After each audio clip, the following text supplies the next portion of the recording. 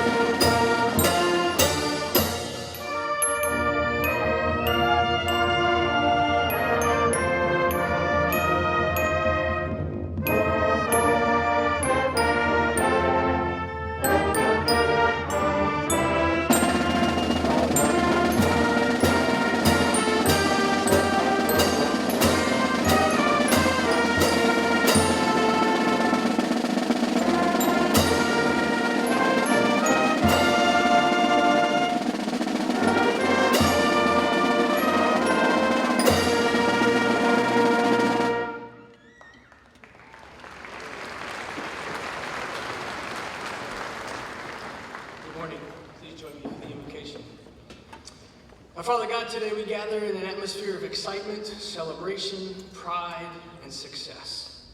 Today we rejoice with these 320 soon-to-be VMI graduates and their families. Today a dream comes true, a goal is accomplished, and a milestone surpassed. The ring on their finger and the diploma in their hand will forever symbolize the work, sacrifice, sweat, tears, bonds, and memories that have comprised their VMI experience. But today they begin a new journey, a new race. Lord, let them run with endurance the race that's set out before them. May they pursue excellence, exemplify servant leadership. May they always stand firmly on the principles of truth, faith, and integrity. Grant them success, guard their course, protect their way. May they discern the things that are right and just and fair. May your wisdom enter their hearts and your knowledge be pleasant to their souls. May they have discretion that protects them and understanding that guides them. Grant that they might be bold and confident in their endeavors. Allow them to attain the potential that you've designed for them. And above all else, give them a faith in you that will never fail. I ask this in your holy name. Amen. Please be seated.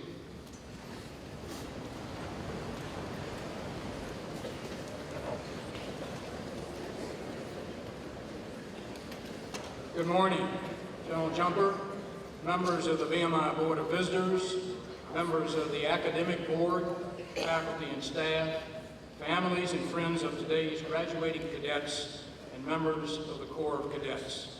Welcome to this commencement ceremony, the climax of 4 years of diligent study and hard work by the class of 2017.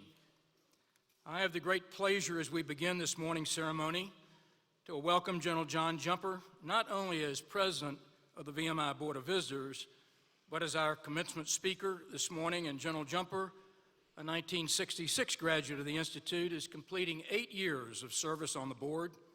He will be formally introduced in a few moments by the first class president, but I take this opportunity to extend to him and Ellen and his family my high regard for the years of his service to the nation and to the Institute, as well as the appreciation of his colleagues on the Board of Visitors and of the entire VMI community. General Jumper, our admiration and sincerest thanks.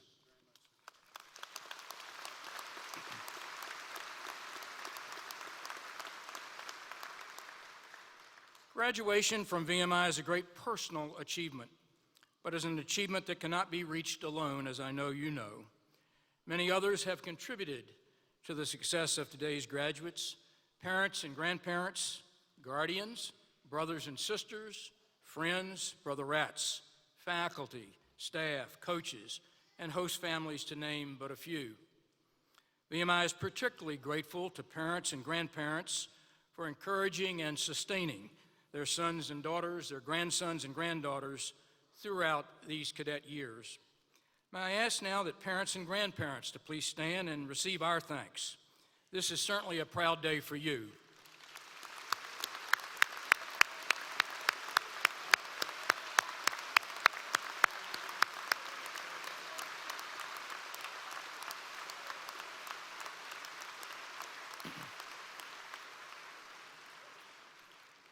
Universities and colleges are many things to many people, but at the heart of any great institution of higher education is its faculty. They are the ones who teach, they guide, they counsel, they encourage young people on a day-to-day basis. And I include in this group our military staff and those who coach our athletes. For at VMI, we believe that the academic, a disciplined military structure, and physical aspects make for a full and complete education. Please join me in expressing our thanks to the Institute's faculty.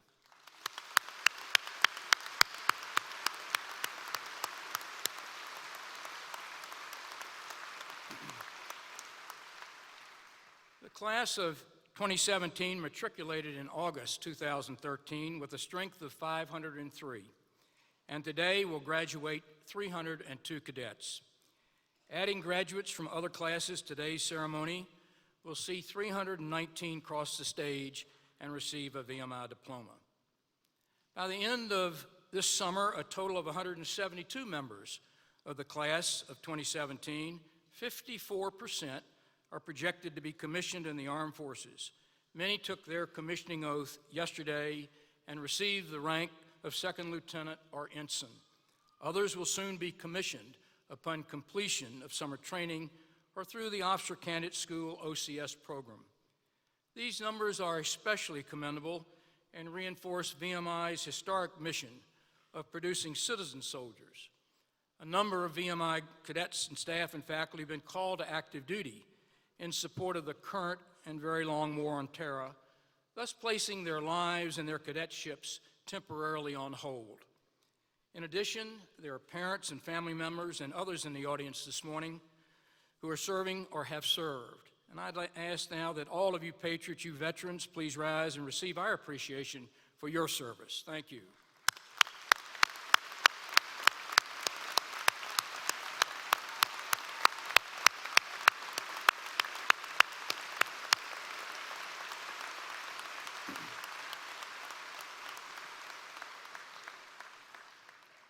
As a class, you were present during years that saw significant anniversaries for the Institute and for the nation. You were present in the year that marked the 175th anniversary of the founding of the Institute, the 150th anniversary of the Battle of Newmarket, and the 100th anniversary of the beginning of and America's entry into the First World War. As first-classmen, you led the Corps through months of diversified and intense activities. You executed the Corps' very impressive participation in the 2017 Presidential Inaugural Parade. And you superbly transitioned a rat mass into a fourth class, fostering Brother Rat's spirit, standards, honor, and civility. A particularly well done to Mr. Beddoes, Mr. Davison, and Mr. Inman. They served VMI and your class superbly, and in my 14 years, those three leaders worked better together for the Institute than any in my time. So well done to their leadership.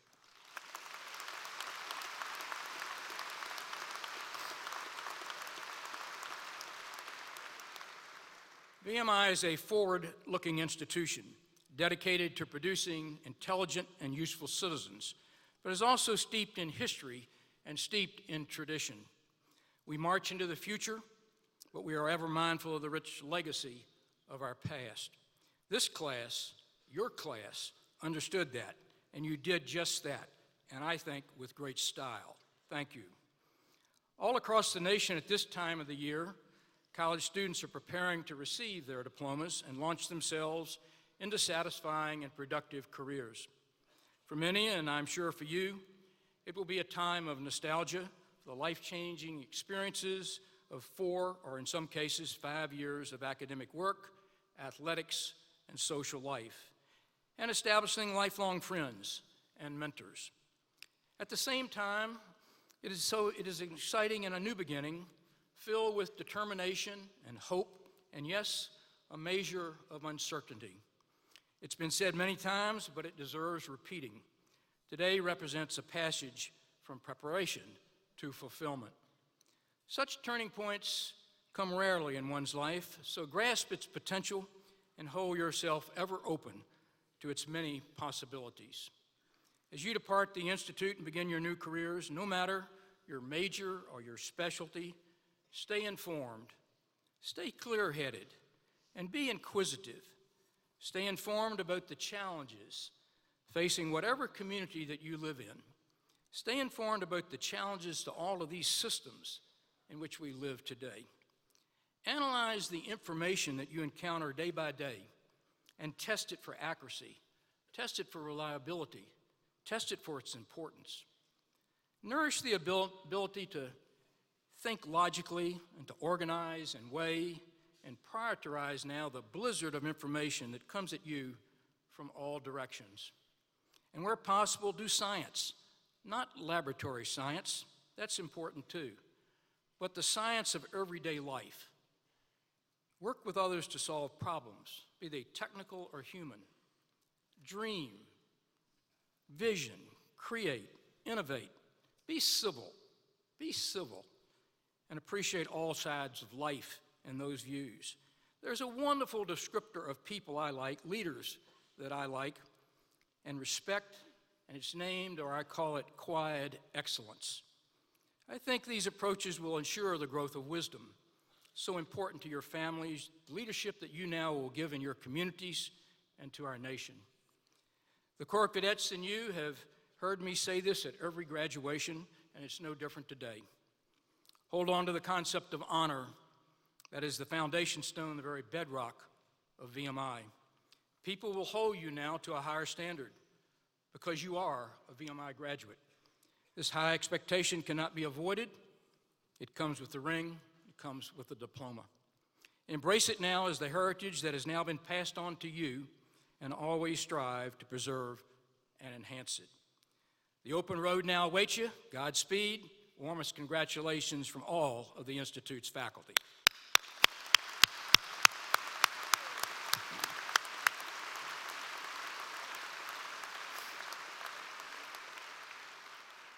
It is now my pleasure to introduce the valedictorian for the class of 2017, Cadet Charles Drew Bornstein from Shelbyville, Indiana. Drew earned a major in applied mathematics with a minor in business. He served as the E Company commander, as a prosecutor on the honor court, and participated in the Cadet Analytics Consulting Group. He commissioned in the United States Marine Corps yesterday. Drew, congratulations on the splendid cadetship and for the respect your class has for you as representative by their choice of you as their valedictorian on this special graduation day. Quite an honor, Mr. Bornstein.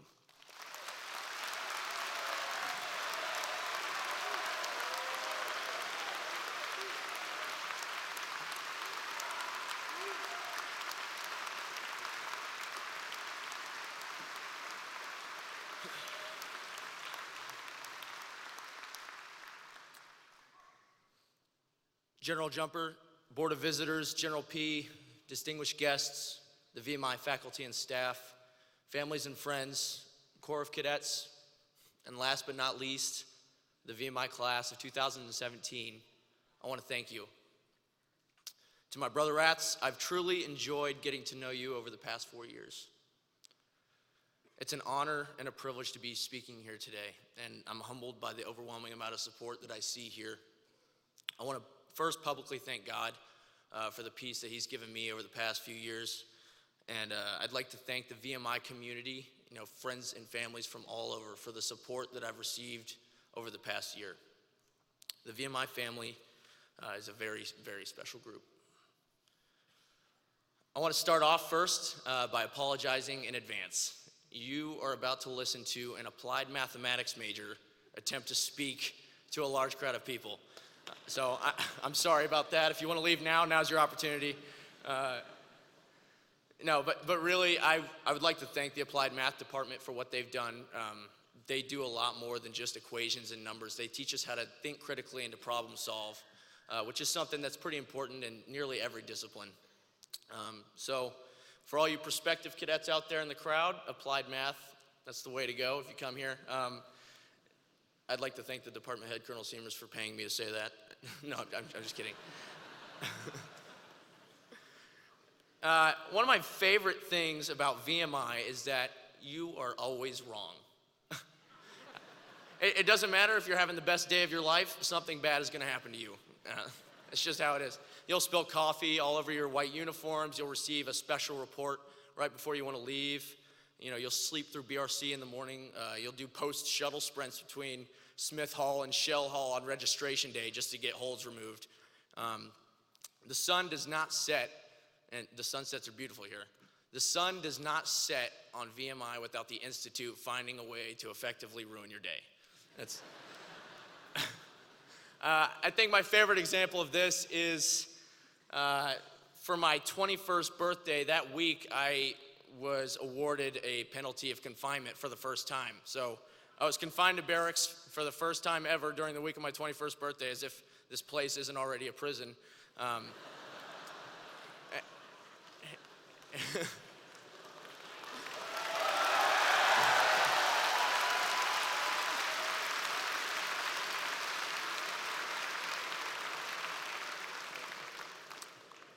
And to make things worse, I thought I'd gotten away with something when I received permission to leave until 9:30 p.m. that evening. So we went out to dinner, but I should have known better. Something bad was going to happen. As the old saying goes, if it's too good to be true, it probably is. So the restaurant we went to, I won't name names, took a little bit too long to give us our food, and so we really had to shove the food down our throats and, for lack of a better term, sprint back to barracks, which is not fun at all, but I should have expected that because VMI doesn't allow for fun. Not even on your 21st birthday. So, like just about every other day here at VMI, that day ended up at VMI 1, Drew 0. All joking aside, though, VMI has given me plenty of opportunity to think seriously about life and about the world we live in. I don't want to dampen the atmosphere of celebration, but I'd like to share a few thoughts. I'm concerned. I'm concerned for what the future holds, and I'm concerned for what our to-be children and grandchildren are going to experience. It seems that the world becomes a little bit more uncertain, a little bit more unstable each day. As we move about our busy lives, it seems that everything is out of our control. There is one thing that we can control, however, and that's ourselves. As soon-to-be VMI alumni, we are a unique and distinct group amongst our generation. VMI has molded us to embrace the concepts that are contrary to what we see developing around us. In an increasingly sensitive world, VMI has made us durable. In a chaotic world, even-keeled. In a self-centered world, selfless. And in a dishonest world, honorable. These are the very qualities that have made the VMI education and network so very valuable for nearly 2 centuries. Our honor system, as the only single sanctioned system remaining in the nation, is something special, and you should take pride in that. But the road on which we develop these qualities shouldn't end today. As we disperse into the military and civilian sectors, I implore you to continue to improve these qualities that we've been imbued with. Our world is desperate for leaders with real honor and integrity. As General Norman Schwarzkopf said in his address to the West Point Corps of Cadets in '91, to be a 21st century leader, you need to have 2 things, character and competence. Watch the news on any given day and you're bound to see the result of a failure in character. The other day I was reading an article in the New York Times, and it talked about a college student that had crawled through an air duct in order to steal a professor's test answers in his office. So this is the world that we live in, and these are our peers, and this is our competition. Think of the biggest scandals that we've seen in the last 2 or 3 decades. They involve some of our most prominent leaders, politicians, business executives, sports coaches, military personnel, and it goes on. Almost all of these issues were the result of a breakdown in character, a lack of honor, integrity, a sense of duty, what have you. To truly possess these ideals, we need to strive towards accepting and embracing them. We also need to sacrifice our personal desires, immediate gratification, and myopic tendencies. We need to consider those around us more important than ourselves. Today marks a major point in all of our lives. We're about to graduate from one of the most demanding schools in the nation. And while I don't want to take that away from anybody, this is just the beginning. Our primary goal for the past 4 years has been to graduate from this place. Now we're here. Now we need to press on towards bigger and better things.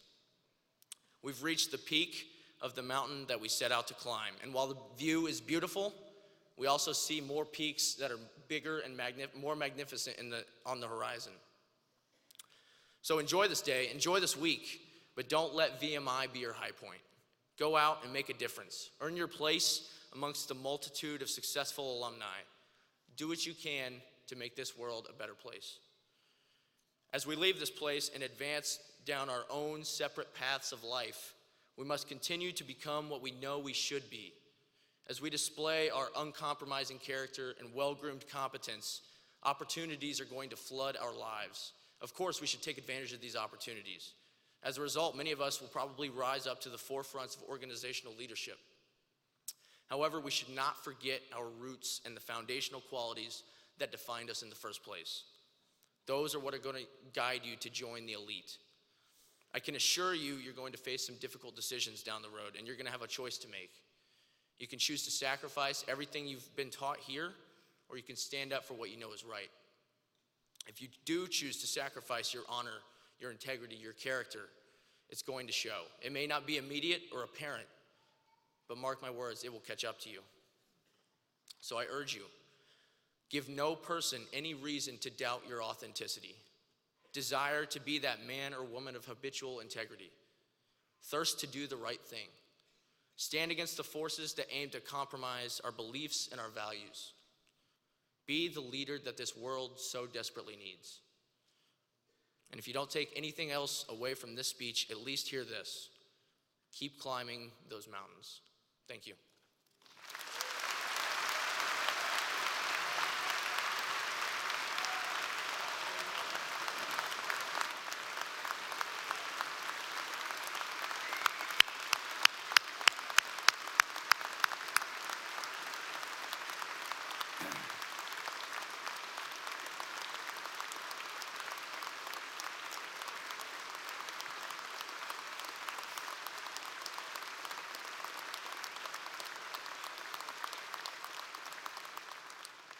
Thank you, Mr. Bornstein.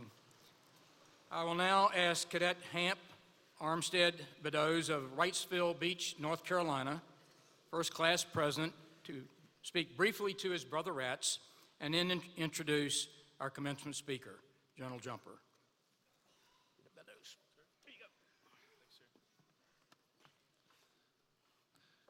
Good morning. I would just like to start out by saying, Drew, I think you know this, but I think I can speak on behalf of the class and especially myself that you are definitely someone that we have all looked up to all 4 years, not just this past year, but definitely a great role model for all of us. So thank you. All right, so without further ado, General and Mrs. Jumper, General and Mrs. P, distinguished guests, family and friends, but most importantly, brotherettes. Good morning, and thank you all for allowing me to speak to you this morning. For those of you that do not know me, my name is Hamp Beddoes, and these poor souls in front of me have been stuck with me as their class president for the past 3 years. So I guess somehow that qualifies me to speak to you this morning. In a moment, I'm going to have the distinct opportunity to introduce our commencement speaker, General Jumper. But before I do that, I'd like to take a moment and realize how surreal this is for all of us. You know, I've heard this saying my entire cadetship, but I've never really believed it until now. It's that you spend all 4 years trying as hard as you can to get away from this place, and the rest of your life trying to come back. My brotherettes in front of me are looking at me like, speak for yourself, Hamp. And to that, I would say, give it a year. But in all seriousness, I do love this place.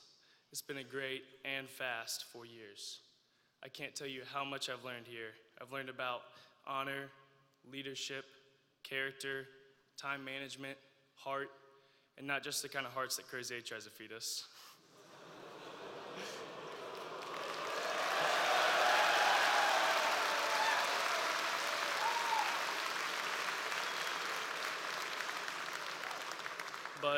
But in all seriousness, it is funny how much 4 years at a place can change you. When you start out year at year, your heart is filled with such passion, excitement, and zeal. Little do you know that in 3 years, 80% of that will be gone. Everyone remembers being a rat and pulling up Letcher Avenue after Christmas furlough and seeing that black thundercloud perfectly and ominously hovering over barracks. And you get that massive pit in your stomach like, what the heck did I just get myself back into? But all that fades as soon as you step onto your company area and you see the faces that you didn't know you missed so dearly. My 9th grade history teacher always said, a smart man learns from his mistakes, but a wise man learns from others' mistakes. So if there's one thing I'd like to pass on to the lower classes, especially the fourths, it's this. You're never too busy to throw the football with your friends. I wish I had learned this a little earlier in my cadetship, but in the end, it's the relationships that you'll remember the most. It's the late night heart-to-hearts with your roommates after a sweat party, or getting 0 sleep because you ran calls all night at Fairfield Rescue Squad, or you're in your BR getting lost at JMU in February with no jacket and nowhere to sleep, or holding your BR as he cries after finding out his loved one has cancer, or when your roommates stop you from breaking all the furniture in the room because you're angry at the world, or finding out your BR is going to be a dad, or riding in the back of a pickup truck to Goshen Pass where you build a fire and escape for the night. That's what I think of when I look down at my ring and I see 2017. Not what I learned in my engineering classes, not what I learned from GC or cadre. So my advice to you, fourth classmen, is to take advantage of this incredibly short time you have with each other. Your GPA will be fine, you'll get a job, and as far as I'm concerned, as long as you don't end up on comm staff, your life will be successful.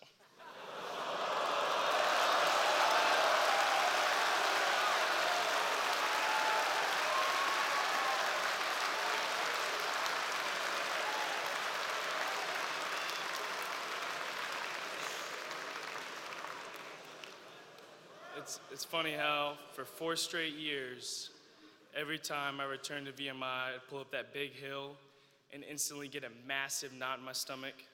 But now, as I'm saying goodbye to some of my best friends ever, for the last time for a while, I've got the biggest knot in my stomach that I've ever had. So thank you, class of 2017, for going on this crazy journey with me and giving me such great role models to look up to. I owe each of you so much. God bless you all. Rouse 17.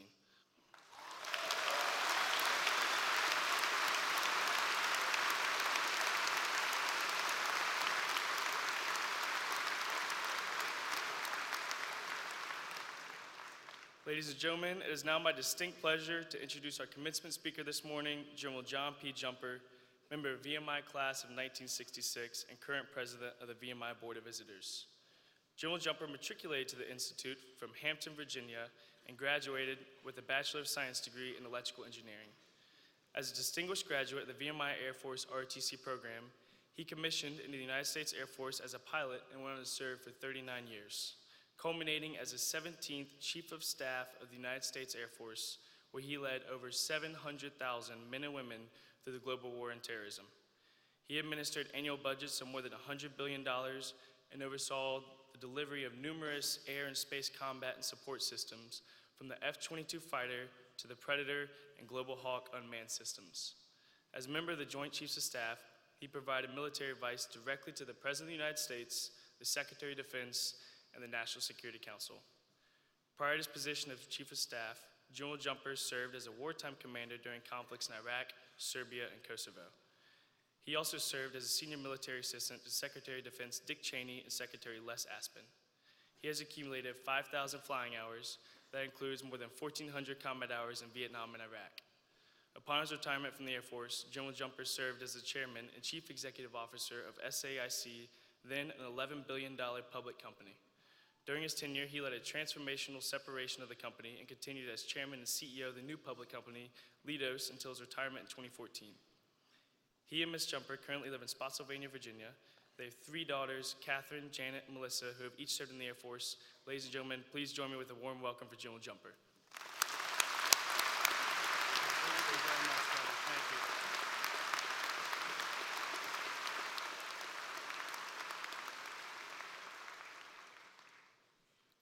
General P., members of the VMI faculty, families, friends, graduates, and members of the class of 2017. Thank you for allowing me to share this with you today. Before we get going on the serious part of this, we've got a little business to do. I'd like you to look around and spot those moms, dads, grandparents, those who came with you and supported you here today. Take a look around, spot them, okay, and repeat after me. Thank you. I can't hear you. Thank you. Good.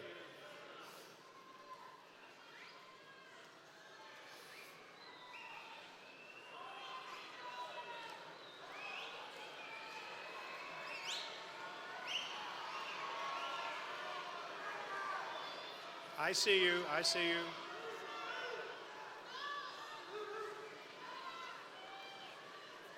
And to many more from General P's staff, his Chief of Staff, Jamie Inman, and his Executive Officer, Sean Harrington, 2 of the hardest working people I know, to Pamela P., your other mother here at VMI, to the Commandant and his staff, your superb athletic director, and all of our coaches, the VMI Foundation, the Alumni Association, the Keynote Club. My great friends are here from the Board of Visitors. These are people who devote time and energy to sustaining the excellence that defines VMI, and to you, the Corps of Cadets. Let's thank them all, please.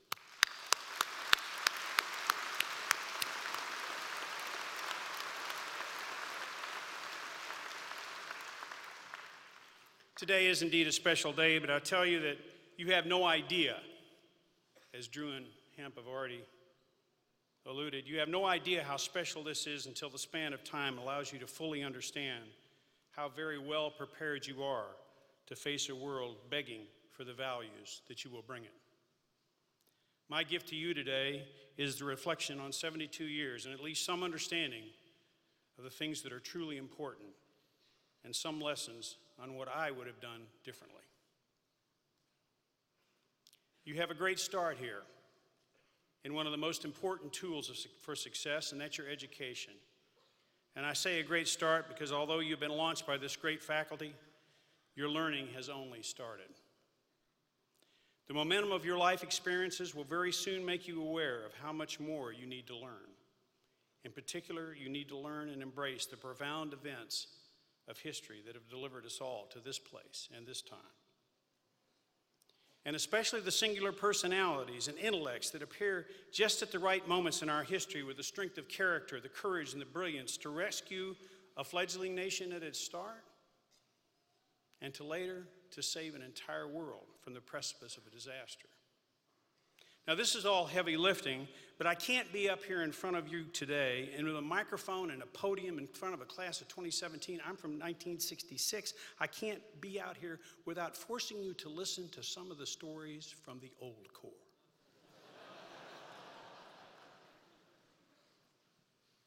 It was tough. Educational experiences in the old Corps, and some of the faculty members are going to be able to identify with some of this. Some of the educational experiences of the old Corps were much different. We were victims of educational terrorism. We had no PowerPoint slides or laser pointers. Instead, no, we had blackboards that surrounded 360 degrees of every classroom. We had professors that used chalk. Now, they couldn't read a menu, they were so old, but they could write in number 2 font. Equations and formulae and circuit diagrams. The head of the electrical engineering department was a wonderful man named Colonel John S. Jamerson, Jr. He stood 5'5" tall, but he carried and wielded. He came to class fully armed, not with a gun or a knife, but with an 8-foot-long pointer. This pointer he could wield from the podium, and he could point to every obscure part of a formula and ask you a question at any time that only he could answer. And it was a weapon of mass destruction. Any cadet whose eyelids drooped or showed any lack of attention would receive the slamming down of this veered pointer on the table in front of them with the report of a 105-millimeter howitzer. But in the fullness of time, all electrical engineering majors understood that it was never about learning electrical circuits. This was all about teaching courage under fire. Actually, we love Colonel Jameson, and it's a good thing we learned courage under fire because we didn't learn much electrical engineering at the time. We were always so afraid. He didn't have much to work with, in all honesty. In 1966, too, we enjoyed the most modern technology available at VMI, like you do today, the most modern technology. I present to you the Pickett slide rule.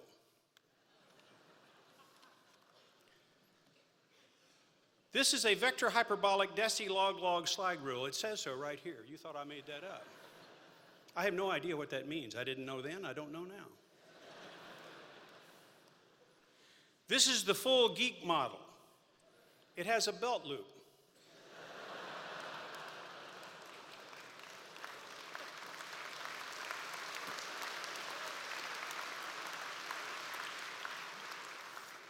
For this occasion, I cleaned it up and I oiled it so it actually works. Now, there were a few problems with this because you had to keep these screws tight. If you didn't keep the two screws tight, the top and the bottom didn't align and it would affect the quality of your calculation. The cursor would be misplaced, and if you weren't careful, the quality of your calculation would be greatly misguided. And what you have to know is the bridges that you drive over in Virginia today,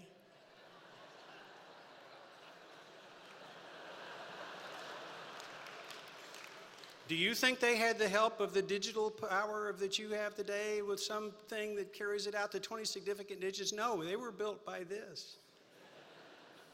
And you are subject to the curse of the misaligned cursor.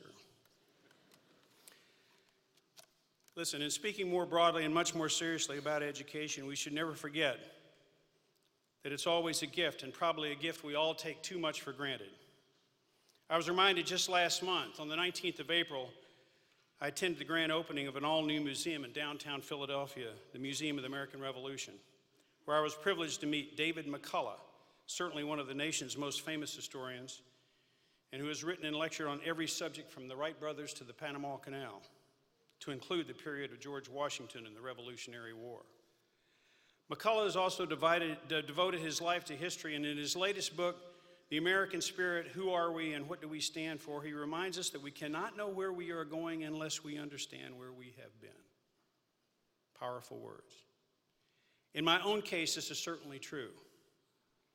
It was too late in life that I learned how little I really knew about the events and the people that have shaped our way of life and enabled our very existence as a nation. If I could do it over again, I would not make that same mistake. And what are those pivotal events?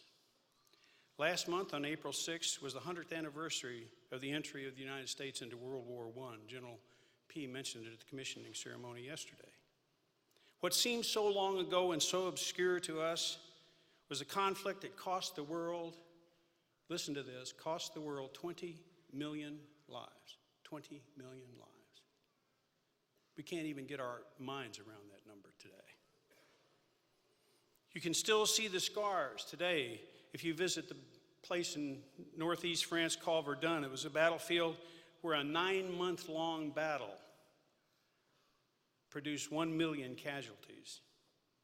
The earth was so pounded and scarred that you can still see the craters in the trenches today more than 100 years later. To visit there is a vivid, gut-wrenching reminder of a world gone wrong. As we heard earlier from this stage, the jealousies, the hatreds, the arrogance, and the lust for power that brought on that war are still present in different forms today. I should have learned more about World War I. Earlier this month, I asked Colonel Keith Gibson, our wonderful historian here at VMI, to help me find a meaningful connection between VMI and World War I. As only Keith can do, he revealed that we actually had a training camp here in World War I. It's down in what's now Memorial Gardens. We trained troops about to go into the Army, including students at Washington Lee University. Imagine that. Drag it in. Drag that chin in, you know.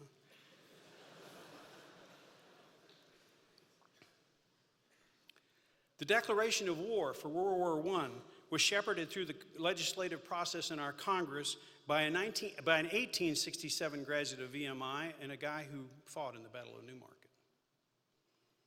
Keith also referred me to this book called VMI in the War. The war in the World War. There was only one at the time, recall. So it was the World War. Compiled by Joseph Reed Anderson in 1920. I want to tell Keith that I discovered in here a fact of VMI history that I'm sure Keith doesn't even know. It's about a Captain Larkin W. Glazebrook, a VMI graduate, and when he returned from the Great War, his colleagues told this story about him. I recite from the book. Stories without number were told by troops who themselves had survived the war's dangers and spoke moderately of that fact. Illustrative of Yankee heroism was the account given of Captain L.W. Glazebrook, Jr. of Washington, D.C., a member of the Field Artillery. Shot in the lung, gassed, wounded in the leg, removed from a hospital. Captain Glazebrook stole away from his cot, assembled a uniform, attached captain's bars, climbed through a window. Now this is what for those in the audience who don't know what that's called here at VMI, it's called running the block. That's when you break the rules and escape from the confinement that we heard about earlier. He rode 36 hours on an Army truck without letting his companions know of his condition and entered action in the American advance at St. Mihiel in the salient. 4 days later, once more gassed, he returned to the same hospital. Asked about the incident, Captain Glazebrook said, "The chief surgeon gave me hell. If you don't die," he said, "and you probably will, you will be court-martialed." But outside the door, I heard him laugh, and I knew it was going to be all right. Instead of being court-martialed, he was promoted. This is the first time in history, wait for it, that you've ever been promoted for running the block. Mark it down, remember it.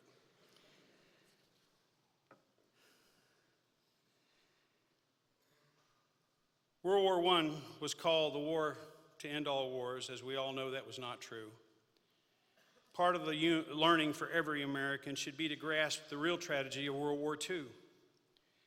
Rick Atkinson's series of books about World War II is terrific. In his first book, called An Army at Dawn, the preface attempts to orient us to the penalty the world pays when the slow advance of tyranny was tolerated until it reached a breaking point. Atkinson tells us that in the 2,174 days of World War II, beginning September 1st, 1939, 27,600 lives were lost every single day.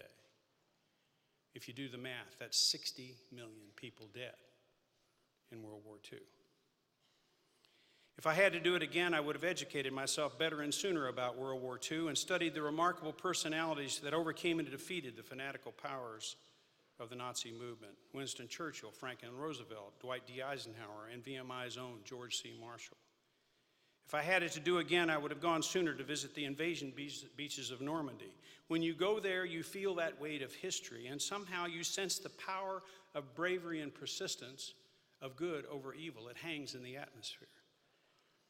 You put yourself in the place of General Eisenhower that morning of June the 6th, 1944.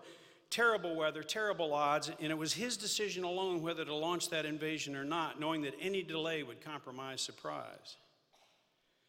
Knowing that the risk was high and fearing defeat, he penned a letter in advance of the invasion to be delivered in case the invasion failed. It's a short note, I want to read it to you.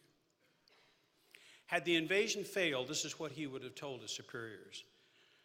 Our landings in Cherbourg area have failed to gain a satisfactory foothold, and I have withdrawn the troops. My decision to attack at this time and place was based on the best information available. The troops, the air, and the Navy did all that bravery and devotion to duty could do. If any blame or fault attaches to the attempt, it is mine alone. Selfless devotion to duty demonstrated by a great leader. Whenever you have the chance, go to Normandy. Perhaps my own greatest personal educational deficiency was about the birth of our nation in the Revolutionary War.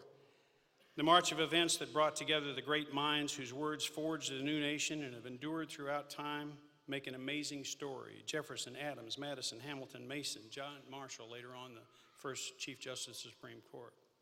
Consider the power of Jefferson's words. We hold these truths to be self-evident, that all men are created equal, that they are endowed by their Creator with certain unalienable rights, that among these rights are life, liberty, and the pursuit of happiness. To secure these rights, governments are instituted among men, deriving their just powers from the consent of the governed. At no time in history had any nation formed itself in the belief that its citizens should or could govern themselves. Those words at that time were treasonous. The men who signed the Declaration knew they could be signing their own death warrant. When we go on to study the plight of the Continental Army and George Washington, it's not a pretty thing. Acts of poor generalship and outright buffoonery on the battlefield were only overcome by equal or greater acts of buffoonery from the other side. There were many close calls, formations in the wrong place, a mist that settles over the river, allowing an unobserved crossing, mass desertions, betrayal, little support from a powerless Congress. And any of these would and could have probably led to the defeat of Washington's army, except it seemed that he always was hanging on by a thread, and it didn't happen. It is the power of Washington's perseverance and commitment, his personal power to inspire human endeavor, that captured the Army's full devotion. He did not use the power of his popularity to accumulate political power to himself. Perhaps the greatest tribute to Washington came from his greatest adversary, King George III of England. The story goes that the king asked his American painter, Benjamin West, what Washington would do after winning independence. West said, "They say he will return to the farm. If he does that," said an incredulous George III, "he will indeed be the greatest man in the world." It was inconceivable that you'd win a battle and not make yourself the king and the monarch. Educate yourself about George Washington and the American Revolution. Read our founding documents and study the people who wrote them. Consider also the oath taken by those who commissioned yesterday. that I will support and defend the Constitution of the United States against all enemies, foreign and domestic. This is not an oath to a monarch or a sovereign, not an oath to a political party or a movement or a cause. It's an oath to the documents that describe how we would and should be able to govern ourselves.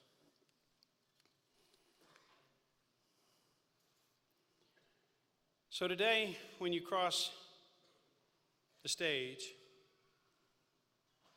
understand that this is not a finish line, it's a starting line. You depart with all the tools to conquer life.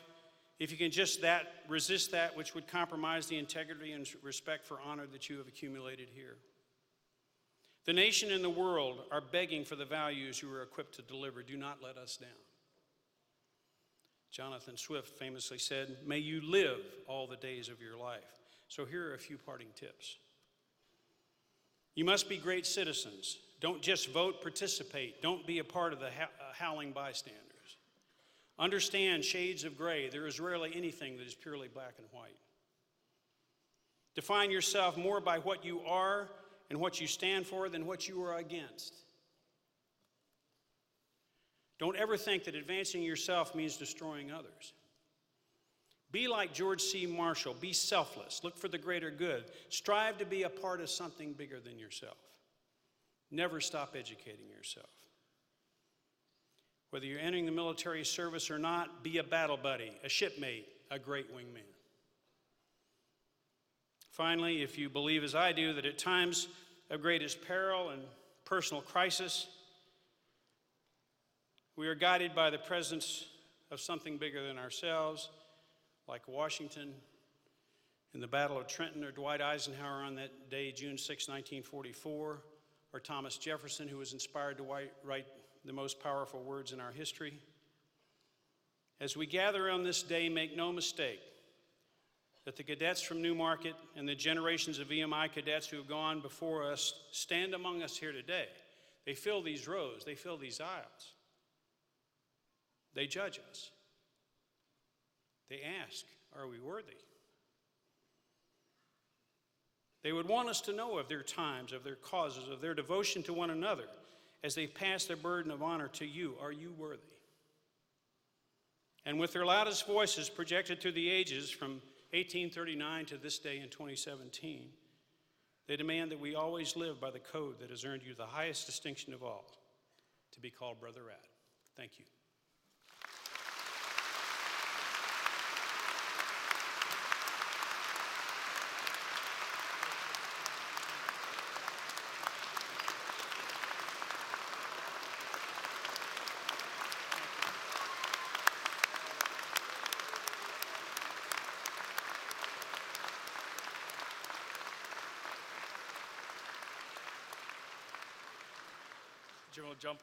General Jumper, on behalf of General P and the VMI faculty and staff, we'd like to present you this gift for coming and speaking to us. Thank you. Good luck and congratulations. Thank you, sir. Thank you.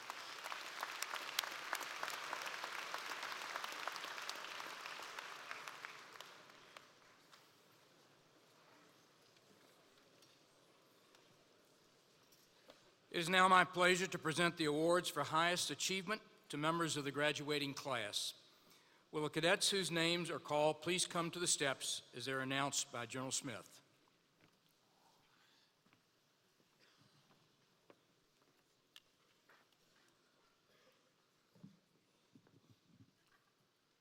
The first Jackson Hope Medal for highest attainment and scholarship, accompanied by the Commander Harry Millard Mason Academic Proficiency Award, as well as a cash prize to the recipient of the first Jackson Hope Medal, is presented to Cadet Charles Drew Borenstein.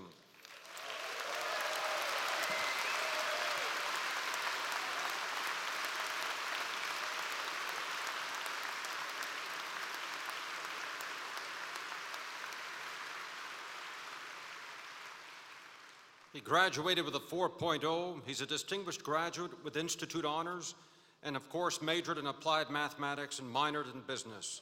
A distinguished military graduate and commissioned as a second lieutenant in the United States Marine Corps.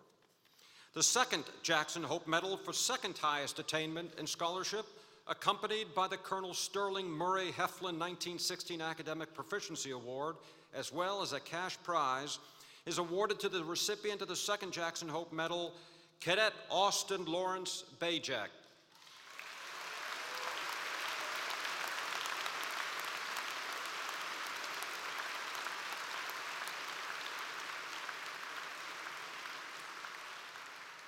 He finished his cadetship with a 3.993, a distinguished grad with Institute Honors, majored in history, concentrated in military history, had minors in national security and Asian studies. He, too, is a distinguished military graduate and commissioned a second lieutenant in the United States Army. So, the Society of the Cincinnati Medal is awarded to the member of the graduating class who has distinguished himself or herself by efficiency of service and excellence of character while at VMI. The Cincinnati Medal is accompanied by 2 cash prizes, the Richard J. Marshall Award and the Sumter L. Lowry Award. And this year's recipient of the Cincinnati Medal is presented to Cadet John Luke Phillips.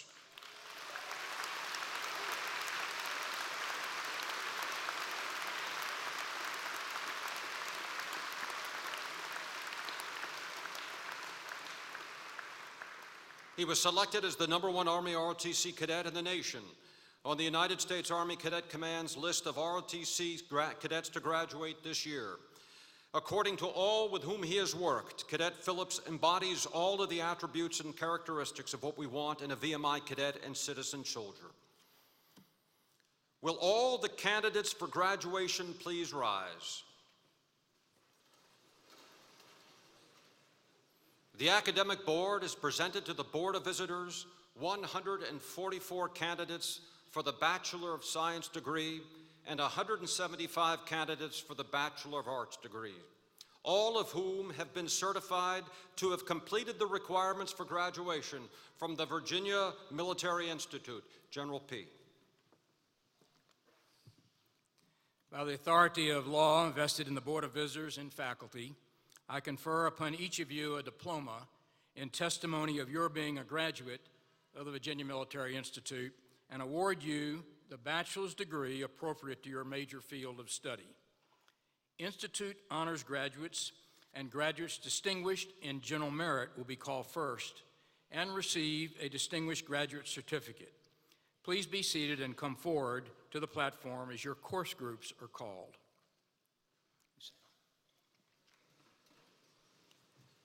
We are pleased to recognize 12 cadets who have been certified as distinguished graduates with Institute honors. This honor is bestowed only on those who have earned at least a 3.5 cumulative grade point average while completing the requirements of their majors and minors, as well as the additional requirements of VMI's Institute honors curriculum. This would be a rare achievement in any college or university, but is particularly noteworthy here given the co-curricular demands placed on cadets by the unique VMI education system. We're also pleased to take special note of 39 graduates who have been certified as distinguished graduates. These cadets have completed their curricula with a cumulative grade point average in excess of 3.5. Again, a remarkable achievement. Joel Smith.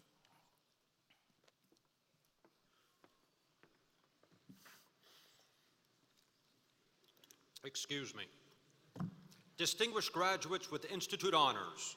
We begin with Charles Drew Borenstein, Bachelor of Science in Applied Mathematics, minor in Business, Second Lieutenant, United States Marine Corps, Distinguished Naval Graduate, United States Marine Corps.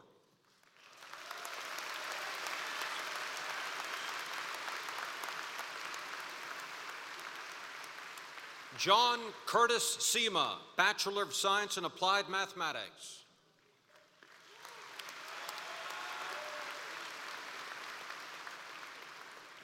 Emma Louise Nobile, Bachelor of Science in Applied Mathematics, double major in Physics, Ensign, United States Navy, Distinguished Navy Graduate.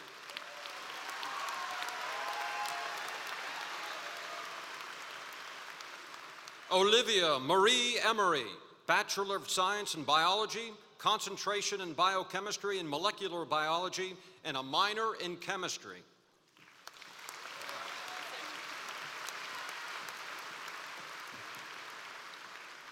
John Luke Phillips, Bachelor of Science in Biology, double major in Chemistry, concentration in Ecology, conservation in organismal science, concentration in biochemistry and molecular biology, Second Lieutenant, United States Army, distinguished military graduate.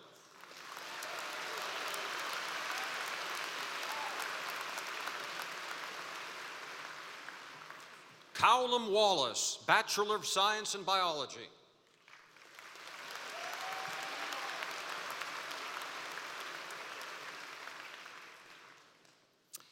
Cody Warren Ellis, Bachelor of Science in Mechanical Engineering, minor in Mathematics, Second Lieutenant, United States Army, distinguished military graduate.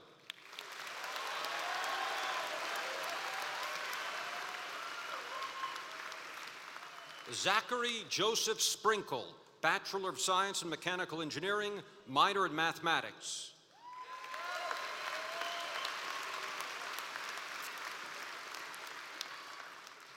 Stephen Coity Eller, Bachelor of Arts in Economics and Business, concentration in Financial Management.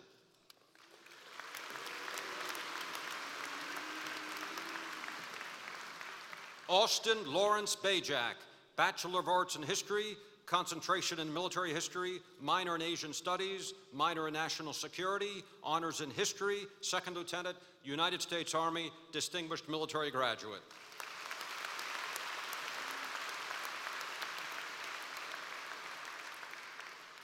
Dakota Stephen Woodgee, Bachelor of Arts in History, concentration in Military History, minor in French, Second Lieutenant, United States Marine Corps, distinguished naval graduate, United States Marine Corps.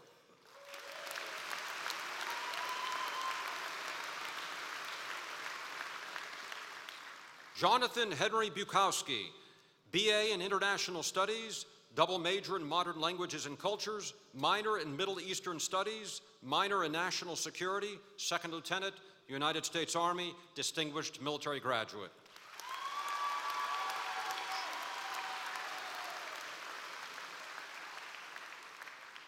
Yu Sean Liu, Bachelor of Science in Applied Mathematics and a minor in Physics.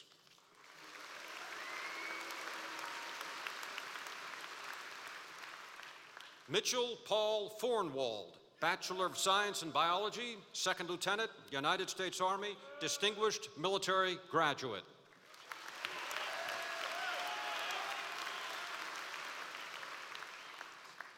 Jacob Thomas Hyde, Bachelor of Science in Chemistry, concentration in Biochemistry and Molecular Biology, honors in Chemical Research, Second Lieutenant, United States Air Force.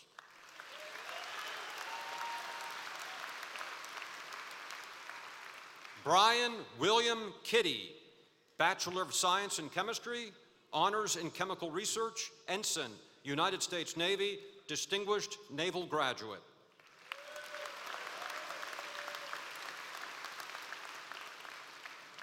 Devin Jerome Kirk, Bachelor of Science in Chemistry, Second Lieutenant, United States Air Force.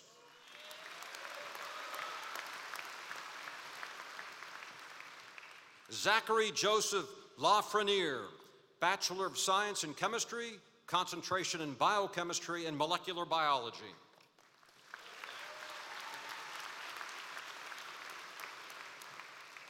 John Tyler Lancaster, Bachelor of Science in Chemistry, concentration in Biochemistry and Molecular Biology, minor in Mathematics, Second Lieutenant, United States Air Force.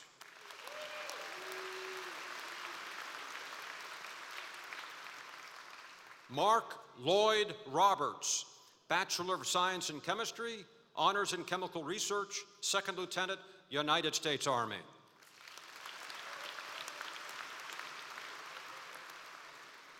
Austin Andrew Ross, Bachelor of Science in Chemistry, concentration in Biochemistry and Molecular Biology, Second Lieutenant, United States Army.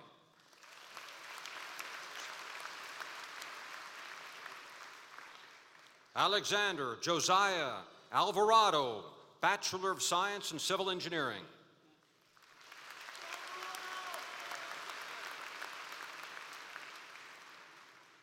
Hamp Armstead Beddoes, Bachelor of Science in Civil Engineering.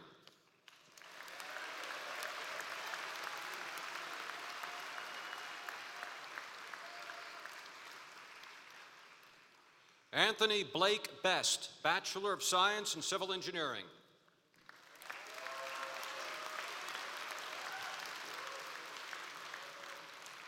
Blaise Jean Balyan, Bachelor of Science in Civil Engineering, minor in Mathematics, Second Lieutenant, United States Army, Distinguished Military Graduate.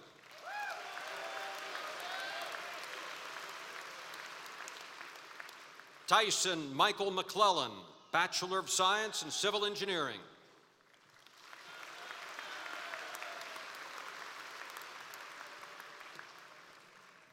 Paul Robert Whiteman, Bachelor of Science in Civil Engineering, Second Lieutenant, United States Army, Distinguished Military Graduate.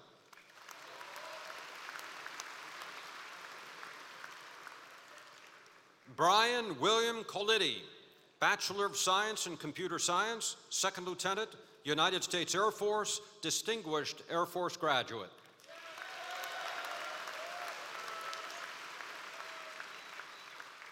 Mark Joseph Howe, Bachelor of Science in Computer Science, Second Lieutenant, United States Air Force.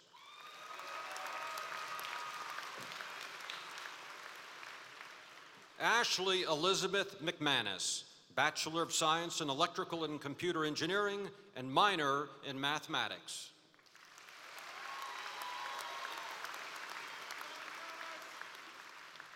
Brandon Neil Conley, Bachelor of Science in Mechanical Engineering, concentration in Nuclear Engineering, minor in Mathematics, minor in Physics, Ensign, United States Navy, Distinguished Naval Graduate.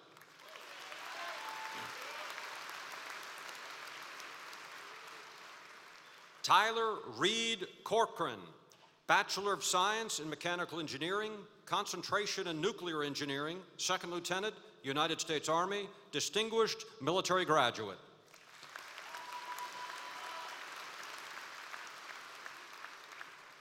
Philip Gregory Jewett, Bachelor of Science in Mechanical Engineering, minor in Mathematics, Second Lieutenant, United States Air Force.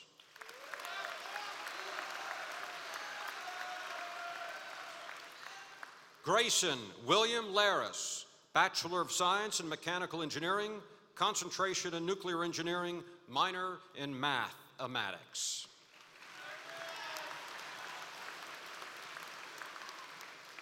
Will Dupuy Johnston, Bachelor of Science in Physics, double major in Applied Mathematics, Second Lieutenant, United States Air Force.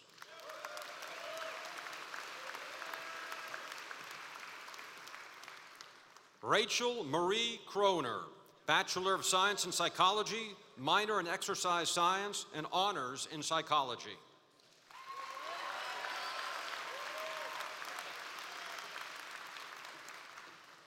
Rachel Caitlin Tanner, Bachelor of Science in Psychology, minor in Leadership, minor in History, honors in Psychology, Second Lieutenant, United States Air Force, Distinguished Air Force Graduate.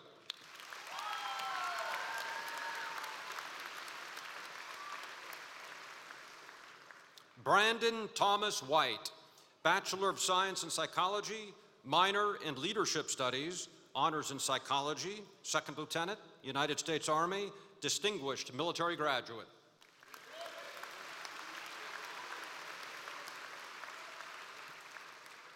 Ariel Colton Cobb, Bachelor of Arts in Biology.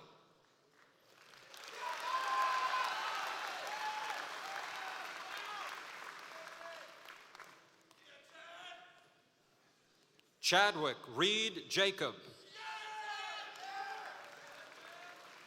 Bachelor of Arts in Economics and Business, concentration in Global Management, and minor in Leadership Studies.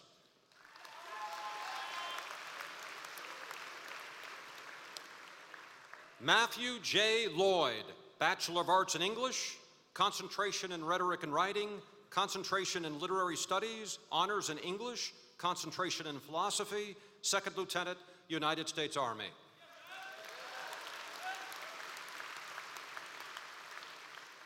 Chris Song, Bachelor of Arts in History, double major in Modern Languages and Cultures, concentration in Military History, minor in Asian Studies, honors in History, Second Lieutenant, United States Marine Corps.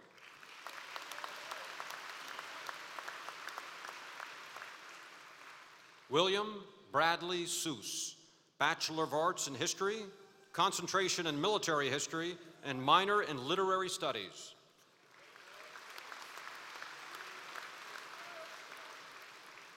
Scott James Frazier, Bachelor of Arts in International Studies, and Second Lieutenant, United States Army, Distinguished Military Graduate.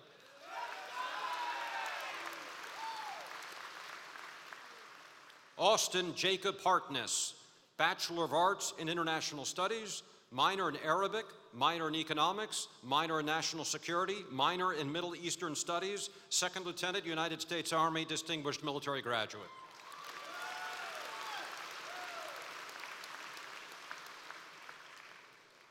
James Michael Middlestead II, Bachelor of Arts in International Studies, Second Lieutenant, United States Army, Distinguished Military Graduate.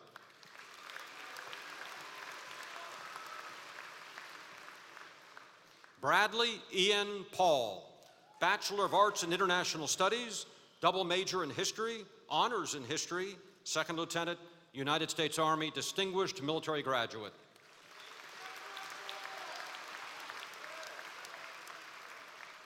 Kenton Beyond Klingman, Bachelor of Arts in Psychology, minor in Leadership, minor in National Security, Second Lieutenant, United States Army, Distinguished Military Graduate.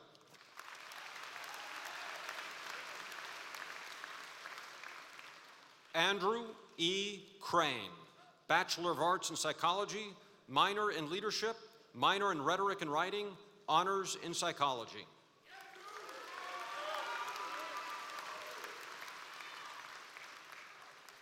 Emily Jo Marbury, Bachelor of Arts in Psychology and honors in Psychology.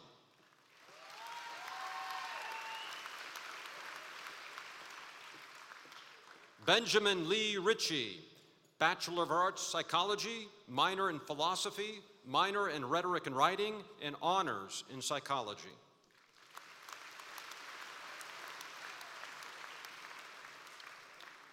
Now, for the Bachelor of Science degree in Applied Mathematics, Emily Sue Adams with distinction.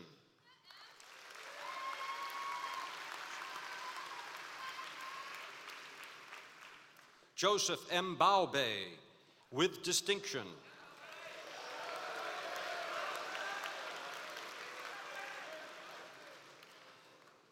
James Peter Chapman III.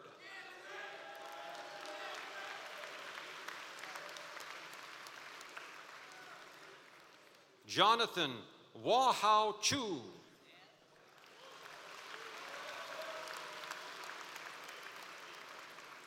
Who is also graduating with distinction. Zachary Andrew Melvin with distinction, minor in Computer and Information Sciences.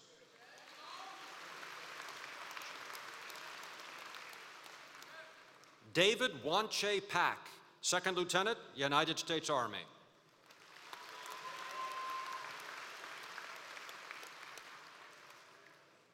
Austin Robert States with distinction, Second Lieutenant, United States Army.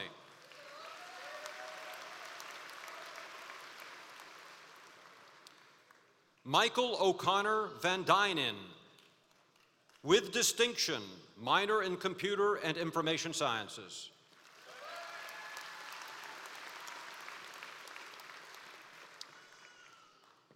Bachelor of Science degree in Biology. Coburn Gore Brewer with distinction, Second Lieutenant, United States Army.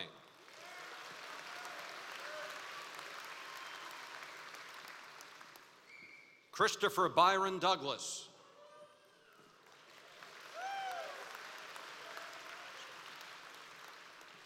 Ewell Douglas Gardner with distinction, concentration in biochemistry and molecular biology, minor in exercise science, and minor in chemistry.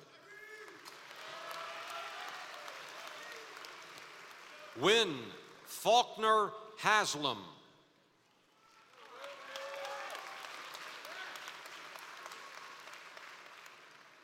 Andrew Jacoby Lewis, with distinction, minor in exercise science.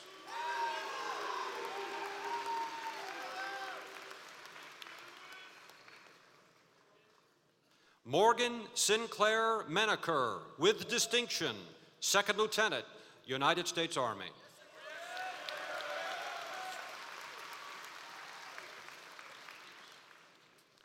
Vanya Amaris Murcia, with distinction.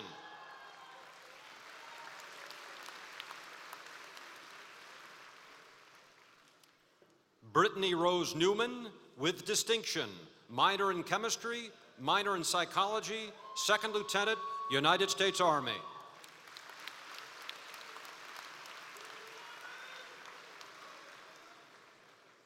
David Alexander Pody, with distinction, minor in German, Second Lieutenant, United States Army.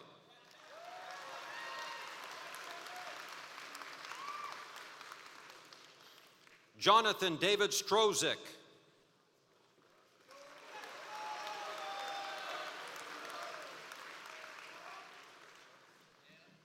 Samuel Scott Thompson.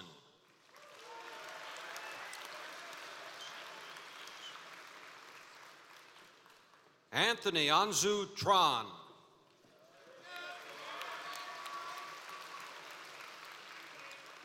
He's also graduating with distinction. Mark Dallas Wood II, with distinction.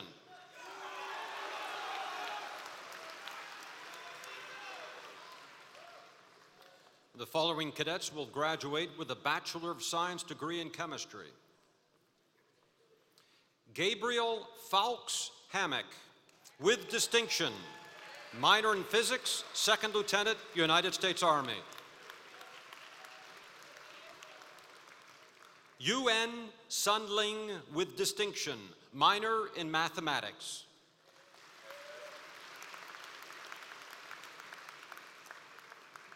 Donovan James Robinson, with distinction, honors in chemical research.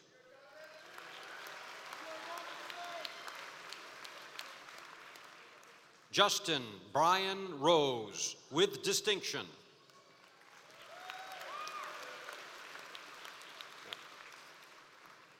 Kenny Yen, with distinction, concentration in biochemistry and molecular biology.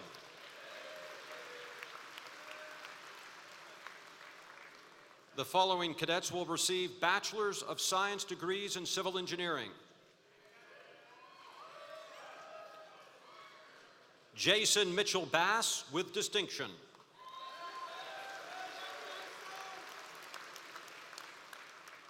Samantha Nicole Boney, with distinction.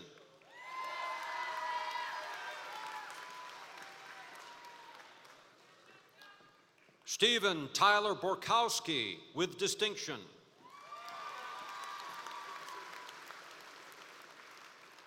Daniel Mark Bowen, with distinction, Second Lieutenant, United States Marine Corps.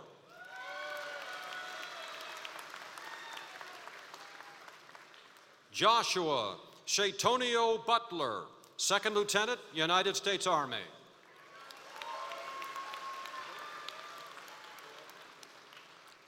Brandon Randall Caldwell, with distinction, Second Lieutenant, United States Air Force.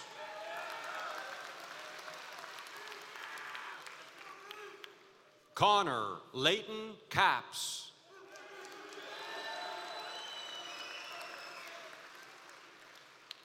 Kane Patrick Carlton, with distinction, Second Lieutenant, United States Army, distinguished military graduate.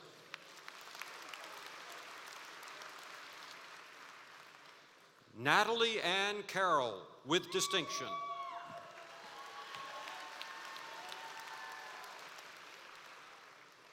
William Hawthorne Cornett, with distinction, minor in mathematics and ensign in the United States Navy.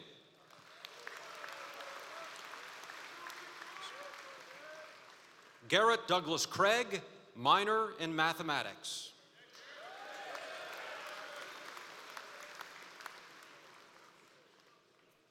Clyde Carson Crone, Ensign, United States Navy.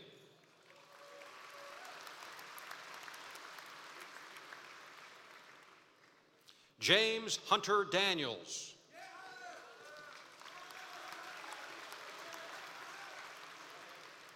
John Reed Doughton, with distinction.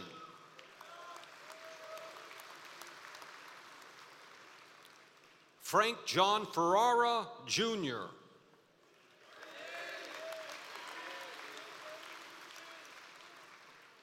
Joseph Christopher Feasting, with distinction.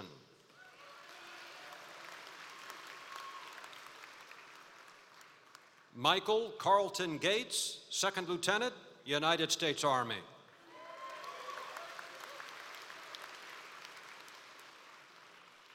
Stephen Earl Gould, Second Lieutenant, United States Marine Corps.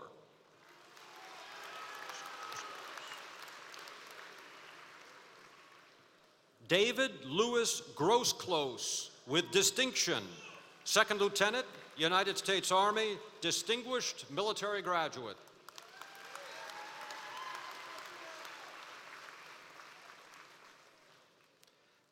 Kyle Joseph Kane Harrell.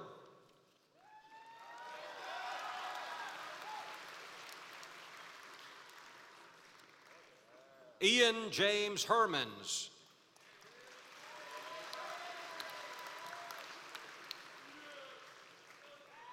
Seth Andrew Hinton.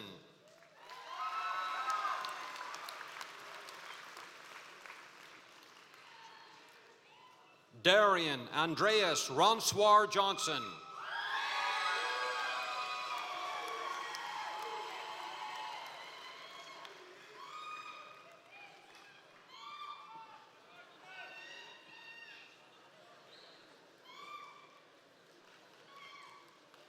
William Gordon Cantor.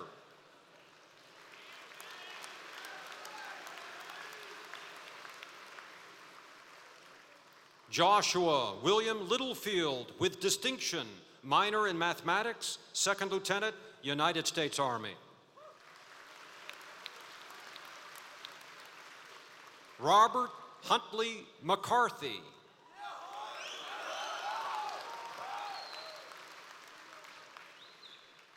Joshua Daniel Meehan, with distinction, Second Lieutenant, United States Army, Distinguished Military Graduate.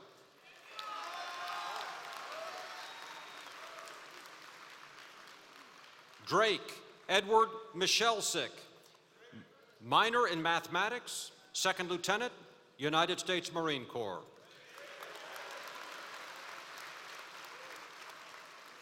Riley Patrick Morgan.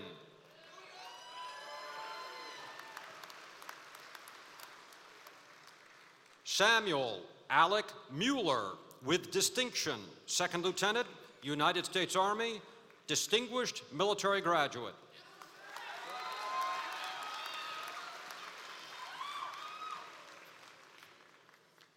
Yvonne Walter Novick, with distinction, Ensign, United States Navy.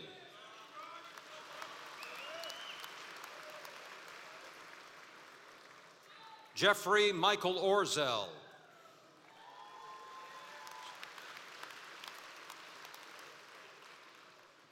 Allison Caitlin Parton, with distinction, minor in mathematics.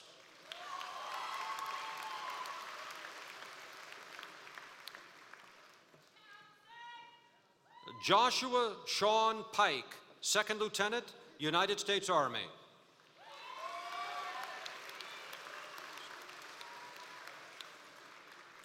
John Edward Rusnock, Second Lieutenant, United States Army.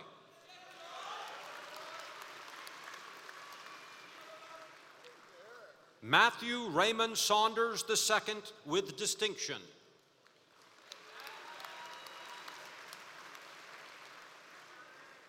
Thomas Joseph Savry.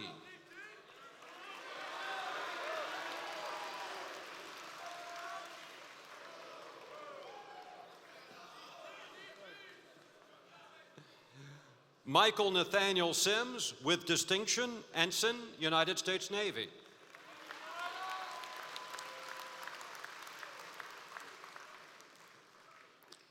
Rory Tominaga, Second Lieutenant, United States Army. Excuse me. Tominaga Stubbs.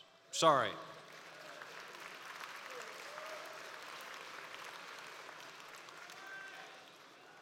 Michael Douglas Swinney.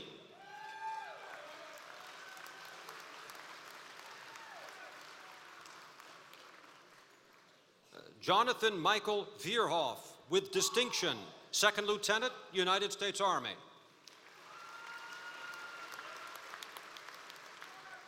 Brian S. Wade.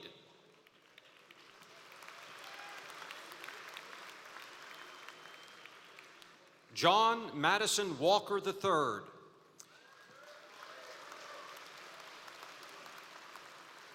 He graduates with distinction, a Second Lieutenant, United States Marine Corps.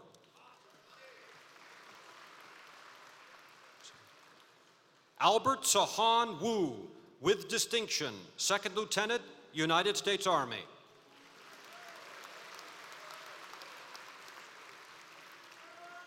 Caleb Alexander Yost, Second Lieutenant, United States Army.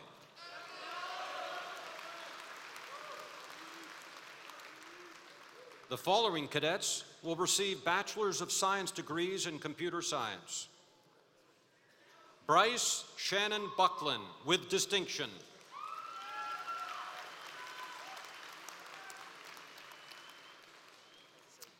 Mark Cortez Dar, with distinction.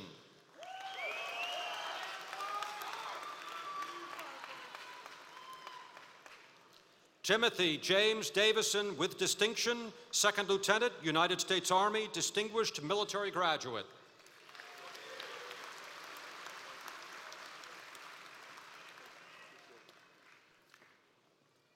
Jaron Griffith John, with distinction.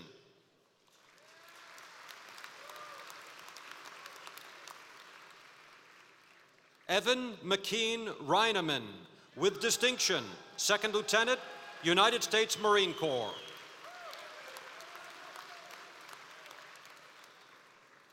Christopher Chase Richardson, Second Lieutenant, United States Air Force.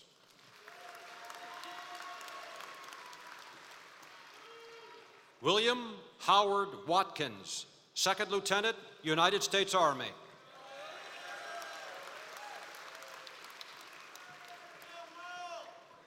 The following cadets will receive Bachelor's of Science degrees in Electrical and Computer Engineering. Alana Irene Avery, with distinction.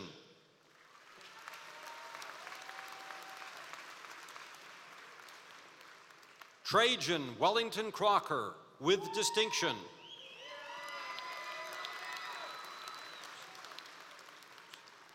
Joshua Alexander Kutzel, with distinction.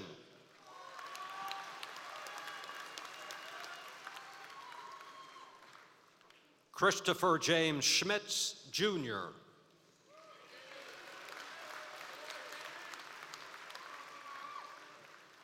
Paul Franklin Smith, with distinction, Ensign, United States Navy.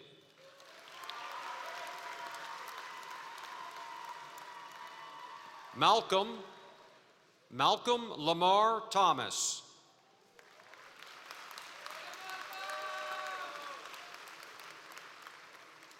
The following cadets will receive Bachelor's of Science degrees in Mechanical Engineering. Jeffrey O. Anderson, minor in Mathematics.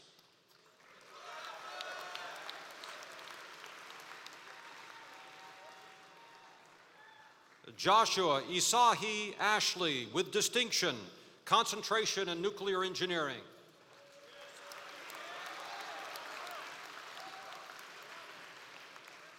Samuel John Baker, with distinction, minor in Rhetoric and Writing, minor in Mathematics, Ensign, United States Navy.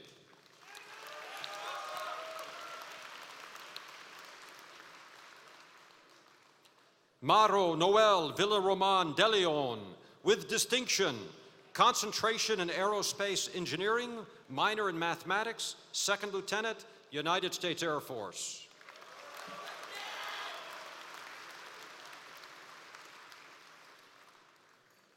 Jake Alexander Frywald, Second Lieutenant, United States Marine Corps.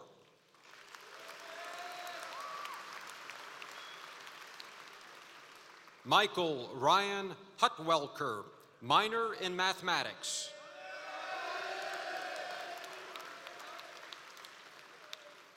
Spencer James Jefferson, with distinction, Second Lieutenant, United States Army, Distinguished Military Graduate.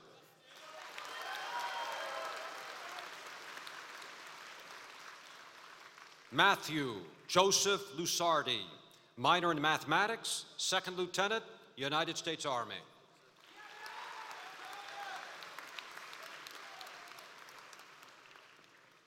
Mason Schofield Malone, with distinction, concentration in nuclear engineering, minor in mathematics, Second Lieutenant, United States Army, Distinguished Military Graduate.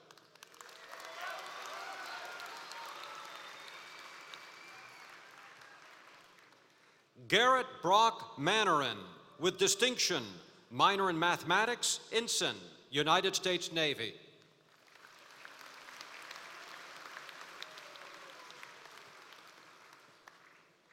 Ryan Lee Pritchard.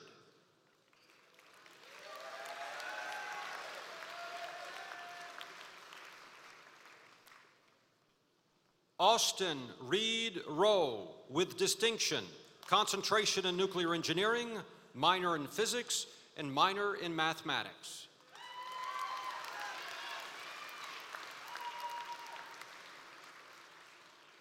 Preston Bartlett Wooton Roper, minor in mathematics.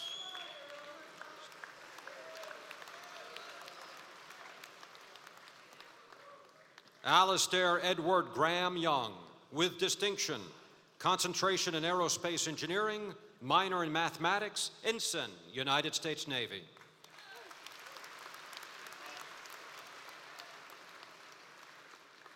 The following cadets will receive Bachelor's of Science degrees in physics.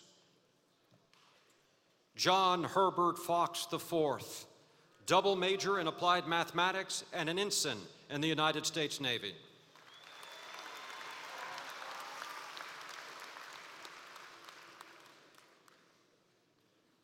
Conrad Lincoln Frawley, with distinction, Second Lieutenant, United States Army, Distinguished Military Graduate.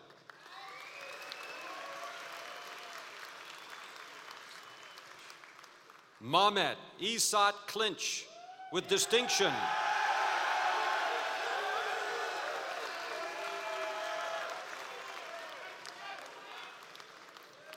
He also has a minor in astronomy.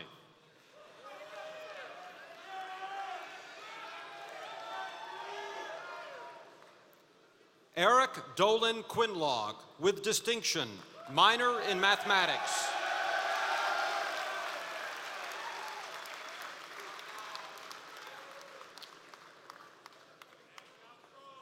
Thayer Jacob Meyer, minor in mathematics.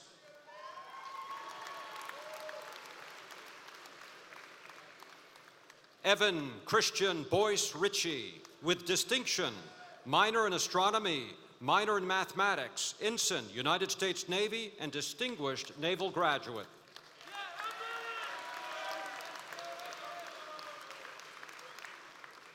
Blake Austin Woodring, with distinction, Second Lieutenant, United States Marine Corps. You betcha. The following cadets will receive Bachelor's of Science degrees in psychology. Kennedy Shull Flynn, with distinction.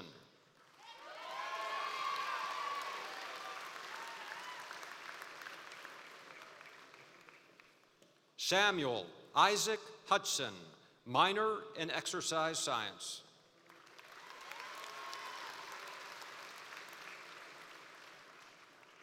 Sean Thomas Purnell.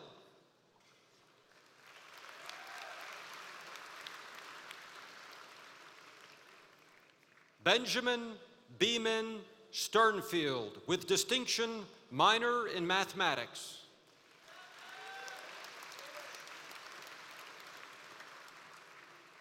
Shuhao Yang, with distinction,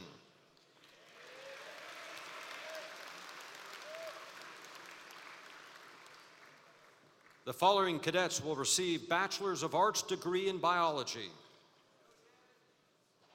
Angelique Marcel Barlow, with distinction, concentration in ecology, conservation, and organismal science, Ensign, United States Navy.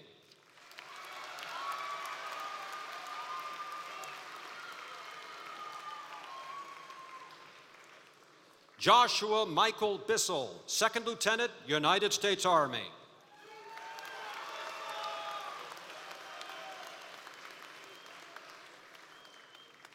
Noah Maxwell Bryson, Second Lieutenant, United States Army.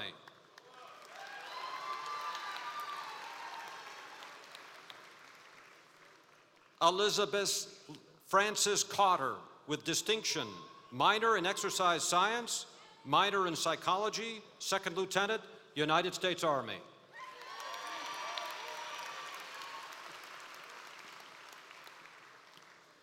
Dylan Parker Griffin, Second Lieutenant, United States Army.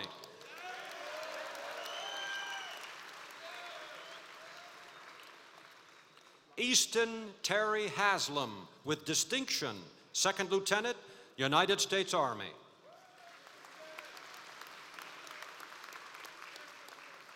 Brandon Taylor Hogue, with distinction, minor in exercise science, Ensign, United States Navy.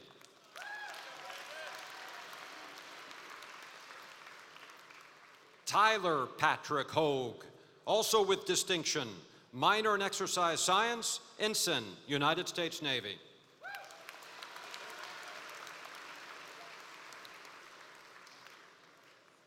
Nicolette Audrienne Cecilia Huntley, Ensign, United States Navy.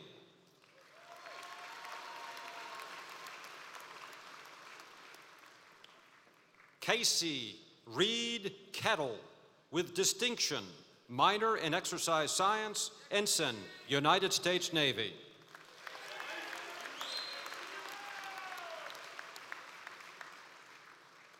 Osvaldo Lugo III, Second Lieutenant, United States Army.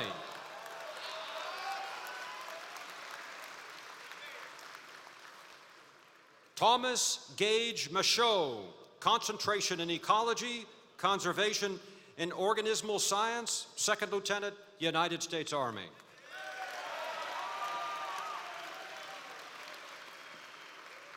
Samuel Elliott Paulet, Ensign, United States Navy.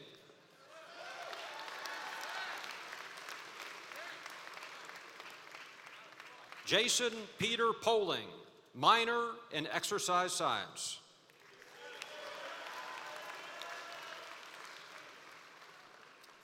Sierra Brianne Sell, concentration in ecology, conservation in organismal science, and minor in German.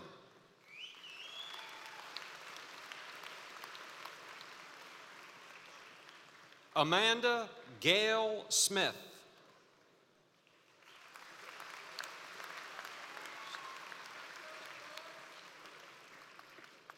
Brody Stephen Stofflet.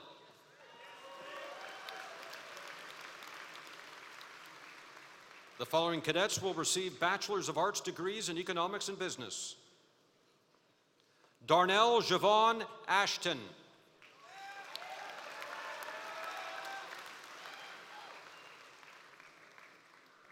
Christopher Troy Barden.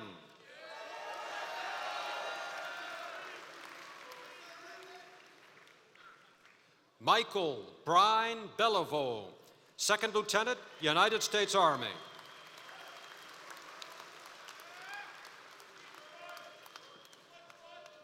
James Ryan Bennett.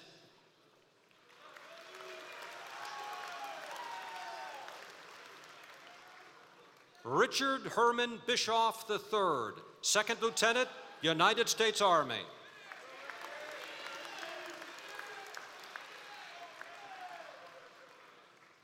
Zachary Price Campbell, with distinction.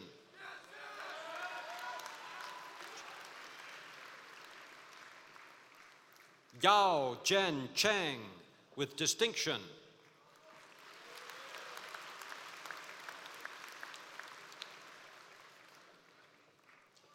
Peter Samuel Chapin, with distinction, minor in history, second lieutenant, United States Army.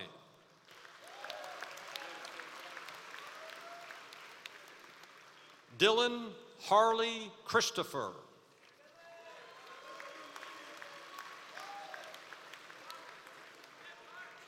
Canon Sims Clark, with distinction, concentration in financial management, and minor in Spanish.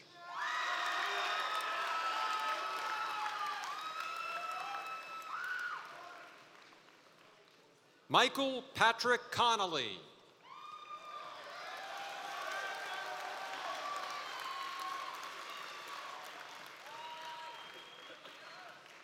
Benjamin Carl Dalton, concentration in financial management.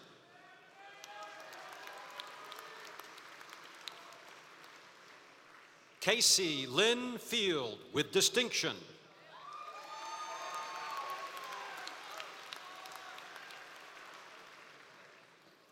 Dane Henry Forlines.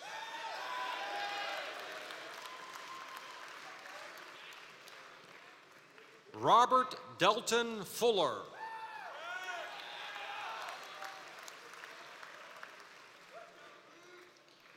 Joseph Michael Finero.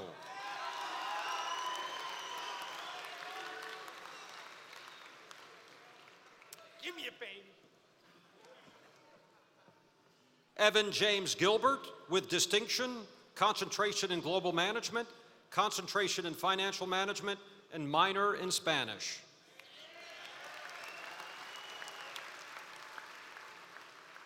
Jacob Dylan Goulet, with distinction, second lieutenant, United States Army.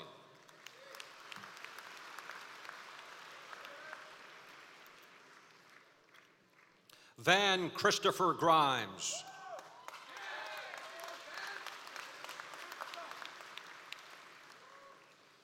Zachary Lawrence Holland, with distinction, concentration in global management, and a minor in Spanish.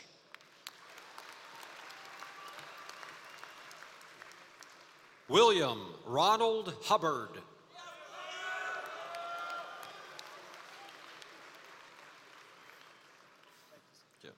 Bailey Ann Huddleston, with distinction, concentration in financial management, and a minor in exercise science.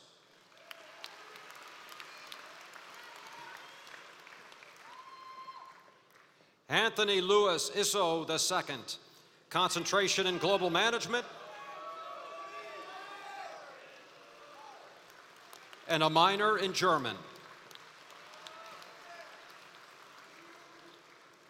William Bradford Ketterer, minor in history, second lieutenant, United States Army.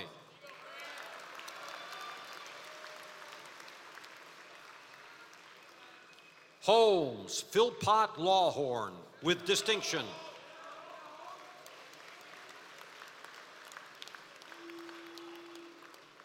Luke Stephen McDonald, with distinction, concentration in global management.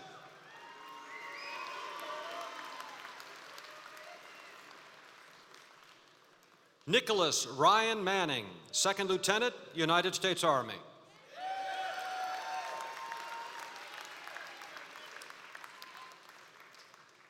Hunter Cole Marshall, minor in Spanish.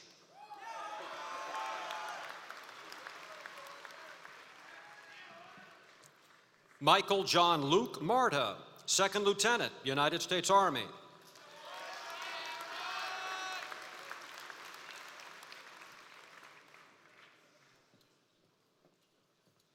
Eric Elliott Edouard Maudouin, with distinction.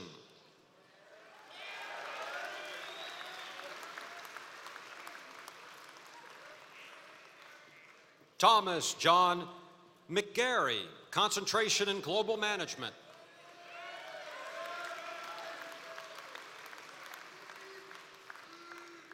Peter Vincent McMahon, second lieutenant, United States Army.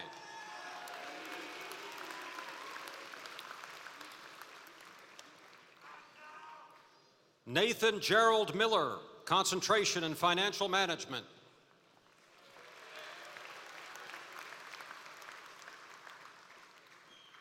Paul Anthony Mirabili with distinction, Second Lieutenant, United States Army.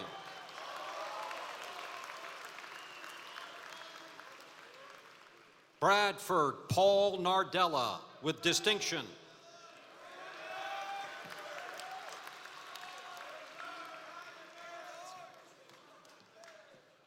Elijah Julius Robinson.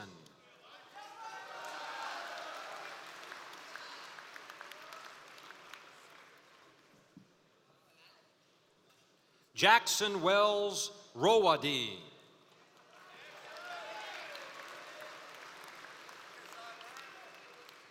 Kelly Morgan Russell with distinction, minor in Spanish, Second Lieutenant, United States Army. Andrew Michael Scroggins, minor in International Studies.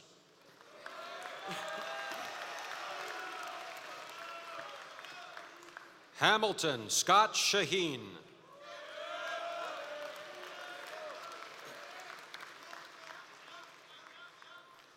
Eric Douglas Shaver.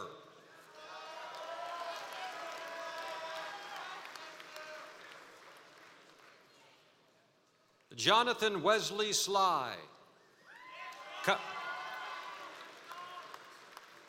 With a concentration in global management. Jae-Gyu Song with distinction, Second Lieutenant, United States Army.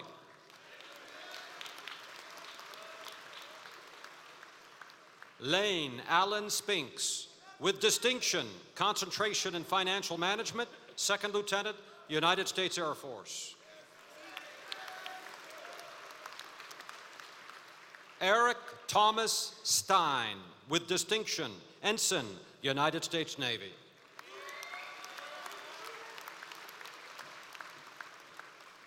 Taylor Ryan Stout.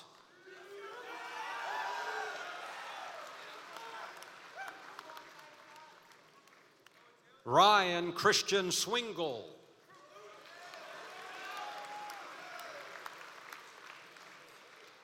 Kyle Jeffrey Vardeau, Second Lieutenant, United States Army.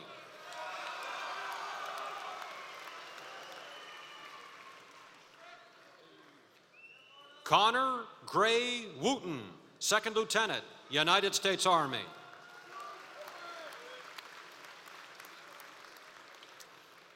Joshua Gage Worthley.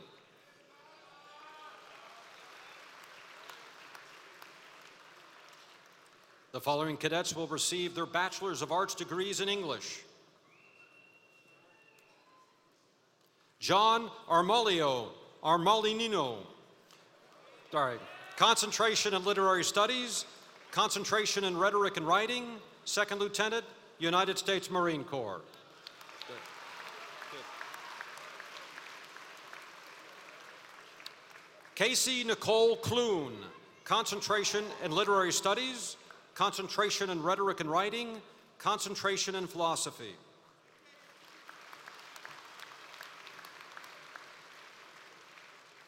Michael Patrick Griffin, with distinction, concentration in art history and visual culture, concentration in literary studies, concentration in rhetoric and writing, concentration in philosophy, minor in history, Second Lieutenant, United States Air Force.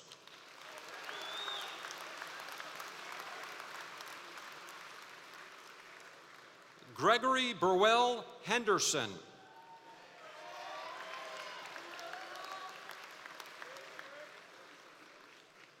William Eric Inman, concentration in literary studies, concentration in rhetoric and writing, concentration in art history and visual culture, Second Lieutenant, United States Army.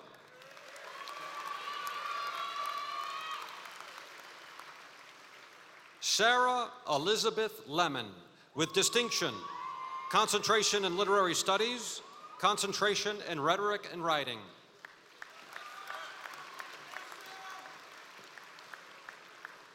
Cecilia Eugenia Lundy, concentration in literary studies, concentration in rhetoric and writing, minor in psychology.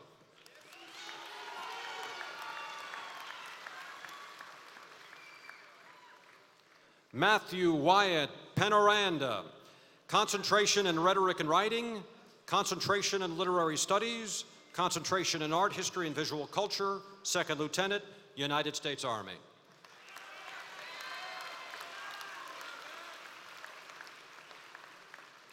Quentin L. Peterson.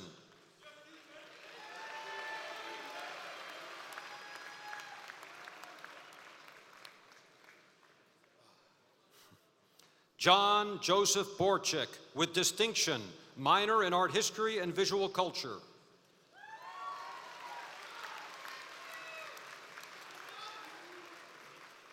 Cody Lee Bottoms, Second Lieutenant, United States Army.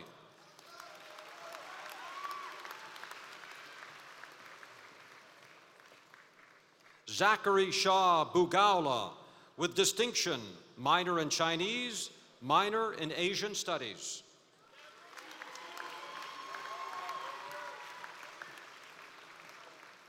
William Paul Cannon, with distinction, concentration in military history.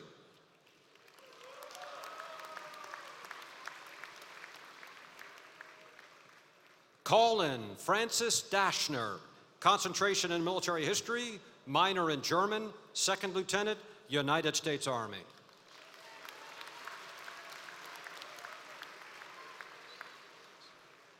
Christopher J. Damasi.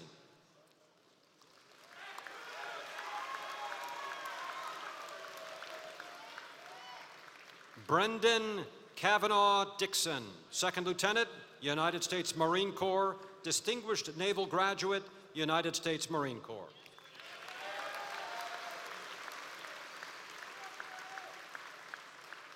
Andrew David Gazillo, with distinction, concentration in military history, minor in international studies, Second Lieutenant, United States Marine Corps.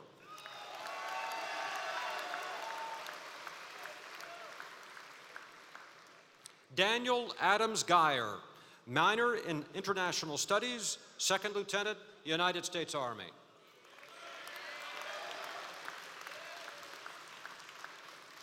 Michael Paul Gorski, minor in literary studies, Second Lieutenant, United States Army.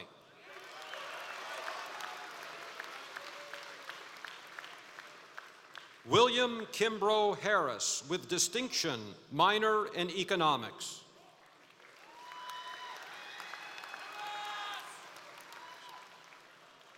Jacob Riley Hertz.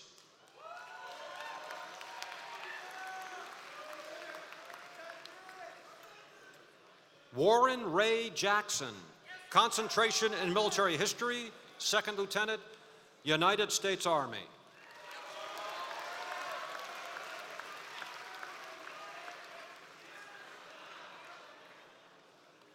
Rachel Emily Jane Clow, with distinction, minor in international studies, Second Lieutenant, United States Army.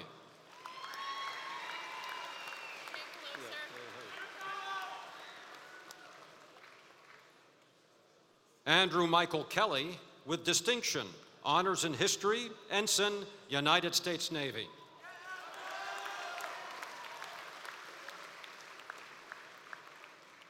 Ryan Glenn Lineberry.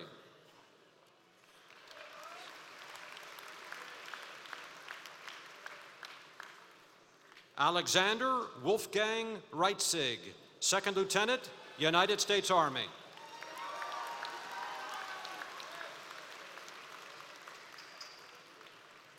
William Headley Ryerson.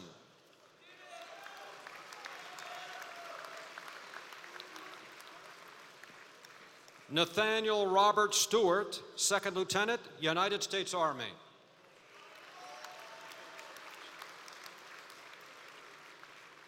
John Fitzgerald Wessel, Second Lieutenant, United States Army.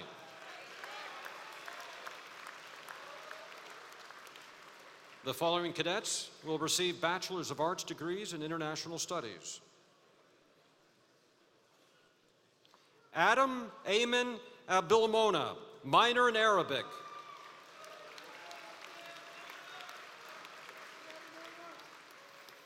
Matthew Ian Arnold, Second Lieutenant, United States Army.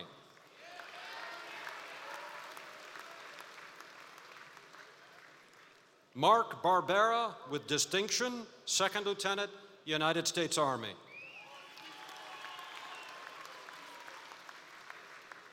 Stephen Michael Bernard II, with distinction, double major in modern languages and cultures, minor in national security, minor in Middle Eastern studies, ensign, United States Navy.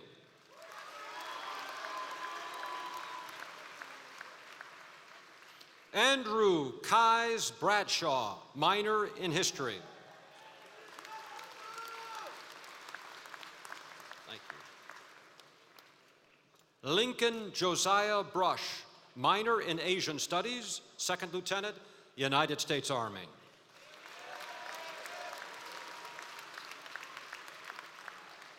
Ryan Lewis Comper, with distinction, Second Lieutenant, United States Marine Corps.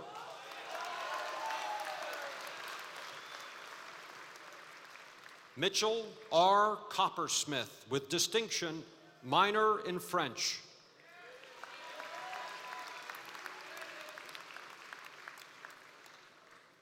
Garrett Boland Dillon, with distinction, double major in modern languages and cultures, Second Lieutenant, United States Army.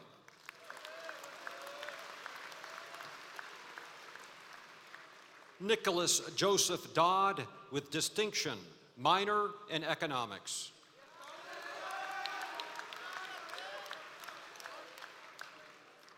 Michael Floyd Fleury, minor in French, Second Lieutenant, United States Army.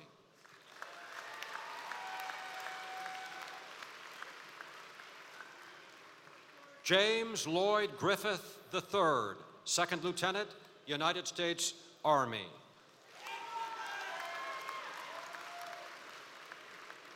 Jack D. Hanks.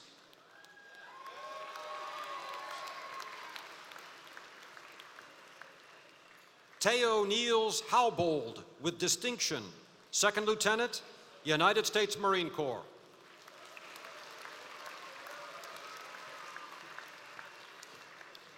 Garrett Scott Hendershot, with distinction, minor in history, Second Lieutenant, United States Army, distinguished military graduate.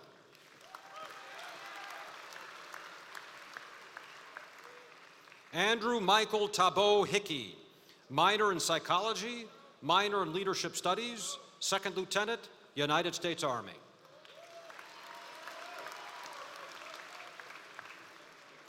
Andrew T. Hermoko III, with distinction, minor in Arabic, Second Lieutenant, United States Army.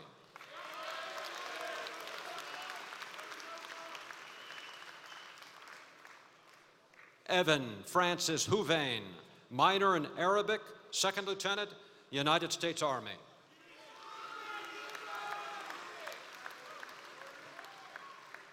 Daniel Joseph King, Second Lieutenant, United States Army.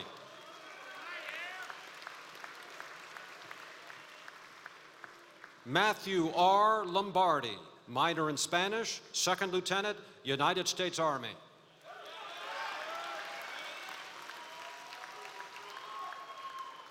Benjamin C. Malcolm, with distinction, minor in French and minor in history.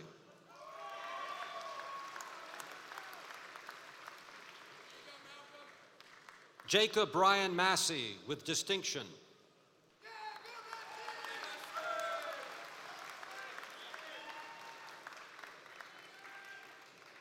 William Lewis Mays, with distinction, Second Lieutenant, United States Marine Corps.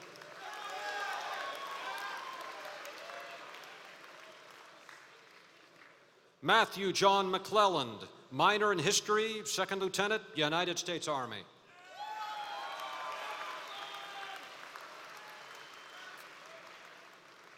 Lawton Hunter McGahee, with distinction, Second Lieutenant, United States Army.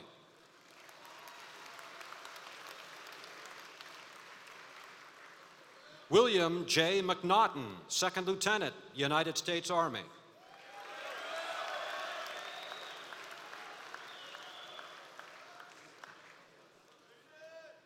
Hayden Ayers Moore, Second Lieutenant, United States Army.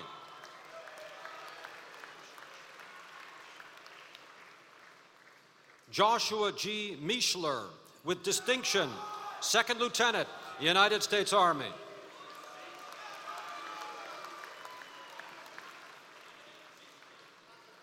Thomas Aquinas Mosher, Double Major in Modern Languages and Cultures, Second Lieutenant, United States Army.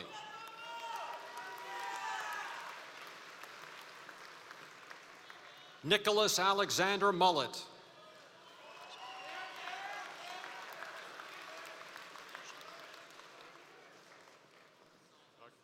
Ismael Manuel Orzoco, with distinction, Second Lieutenant, United States Army.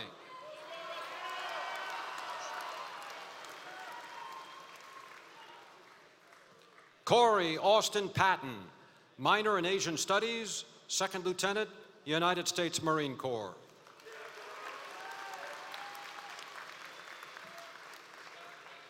Zachary Wharton Reagan, with distinction.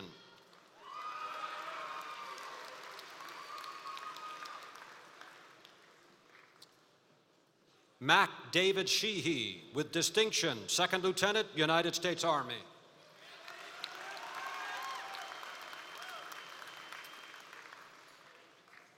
Laura Sile Swaznabar, Double Major in Modern Languages and Cultures.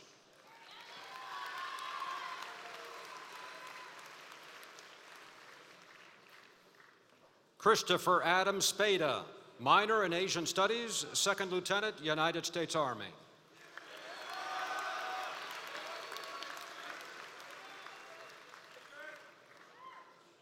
Joseph Michael Steinbach, with distinction, Second Lieutenant, United States Marine Corps.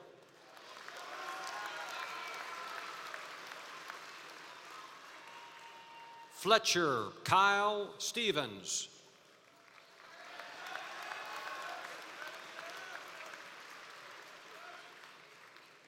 Benjamin Lane Stewart, with distinction, Double Major in Modern Languages and Cultures, Second Lieutenant, United States Army, Distinguished Military Graduate.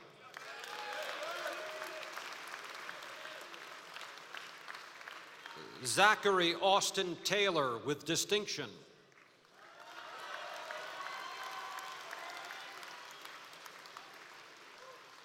William Kellett Thomas, Second Lieutenant, United States Marine Corps.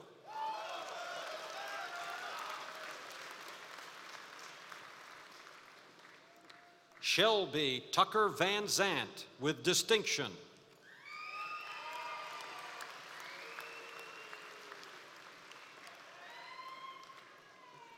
Aidan McFarland White, with distinction, minor in history, Second Lieutenant, United States Army, and Distinguished Military Graduate.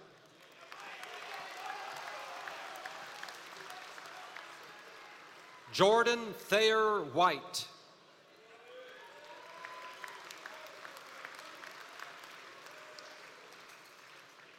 Kristen Danielle Whitehurst, with distinction, Double Major in Modern Languages and Cultures, minor in National Security, Ensign, United States Navy.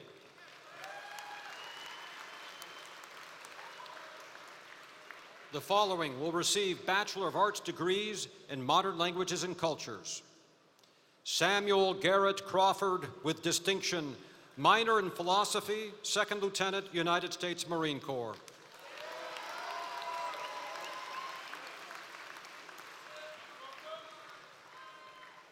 Matthew Thomas Hill, with distinction, Second Lieutenant, United States Army, Distinguished Military Graduate. Anthony Gray Wilson, with distinction.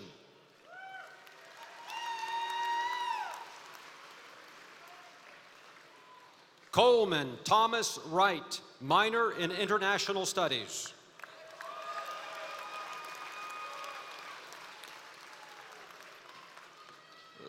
The following will receive degrees in Bachelor of Arts degrees in Psychology. Zachary Paul Chase, with distinction, honors in Psychology.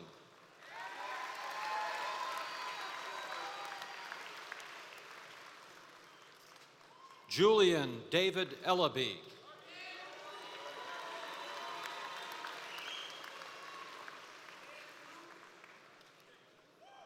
Haley Nicole Freeman.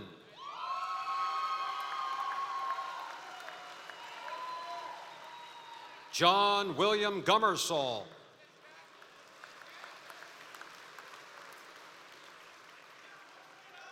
Alexander Lyle Hartman, Second Lieutenant, United States Army.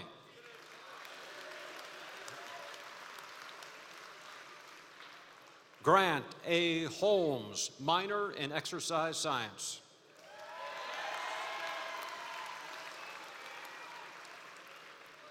Caleb Michael Lindsay, minor in leadership studies.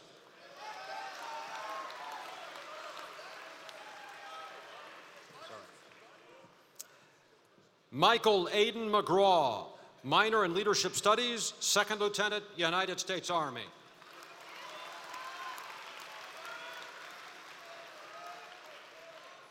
Matthew James Outland.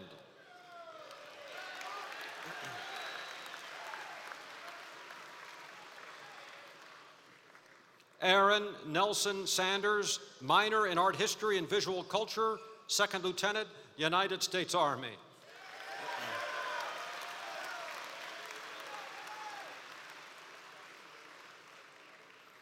Eric Cameron Wicks with distinction, Second Lieutenant, United States Army, Distinguished Military Graduate.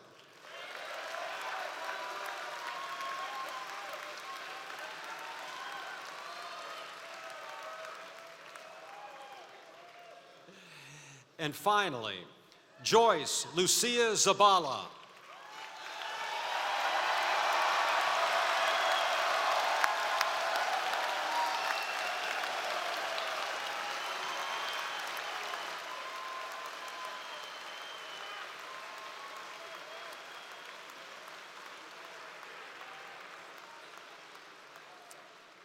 Ladies and gentlemen, please remain seated while the chaplain pronounces the benediction, after which the VMI Regimental Band will play the VMI Spirit. The new regimental commander, Cadet Finn Swinson, will then publish brief orders, after which the commencement ceremony is adjourned.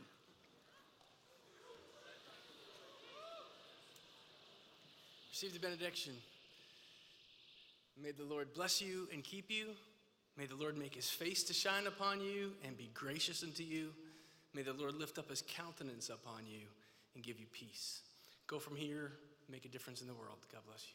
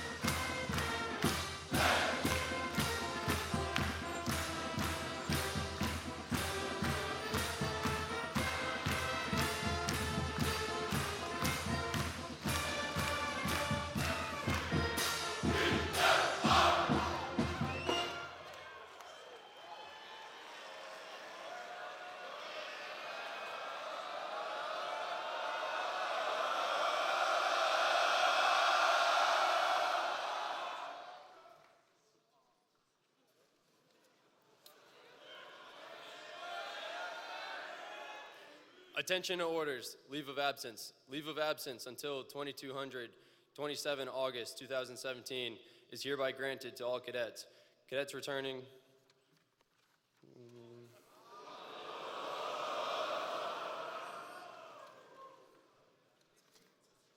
Cadets returning from furlough must register at the guard room before that time.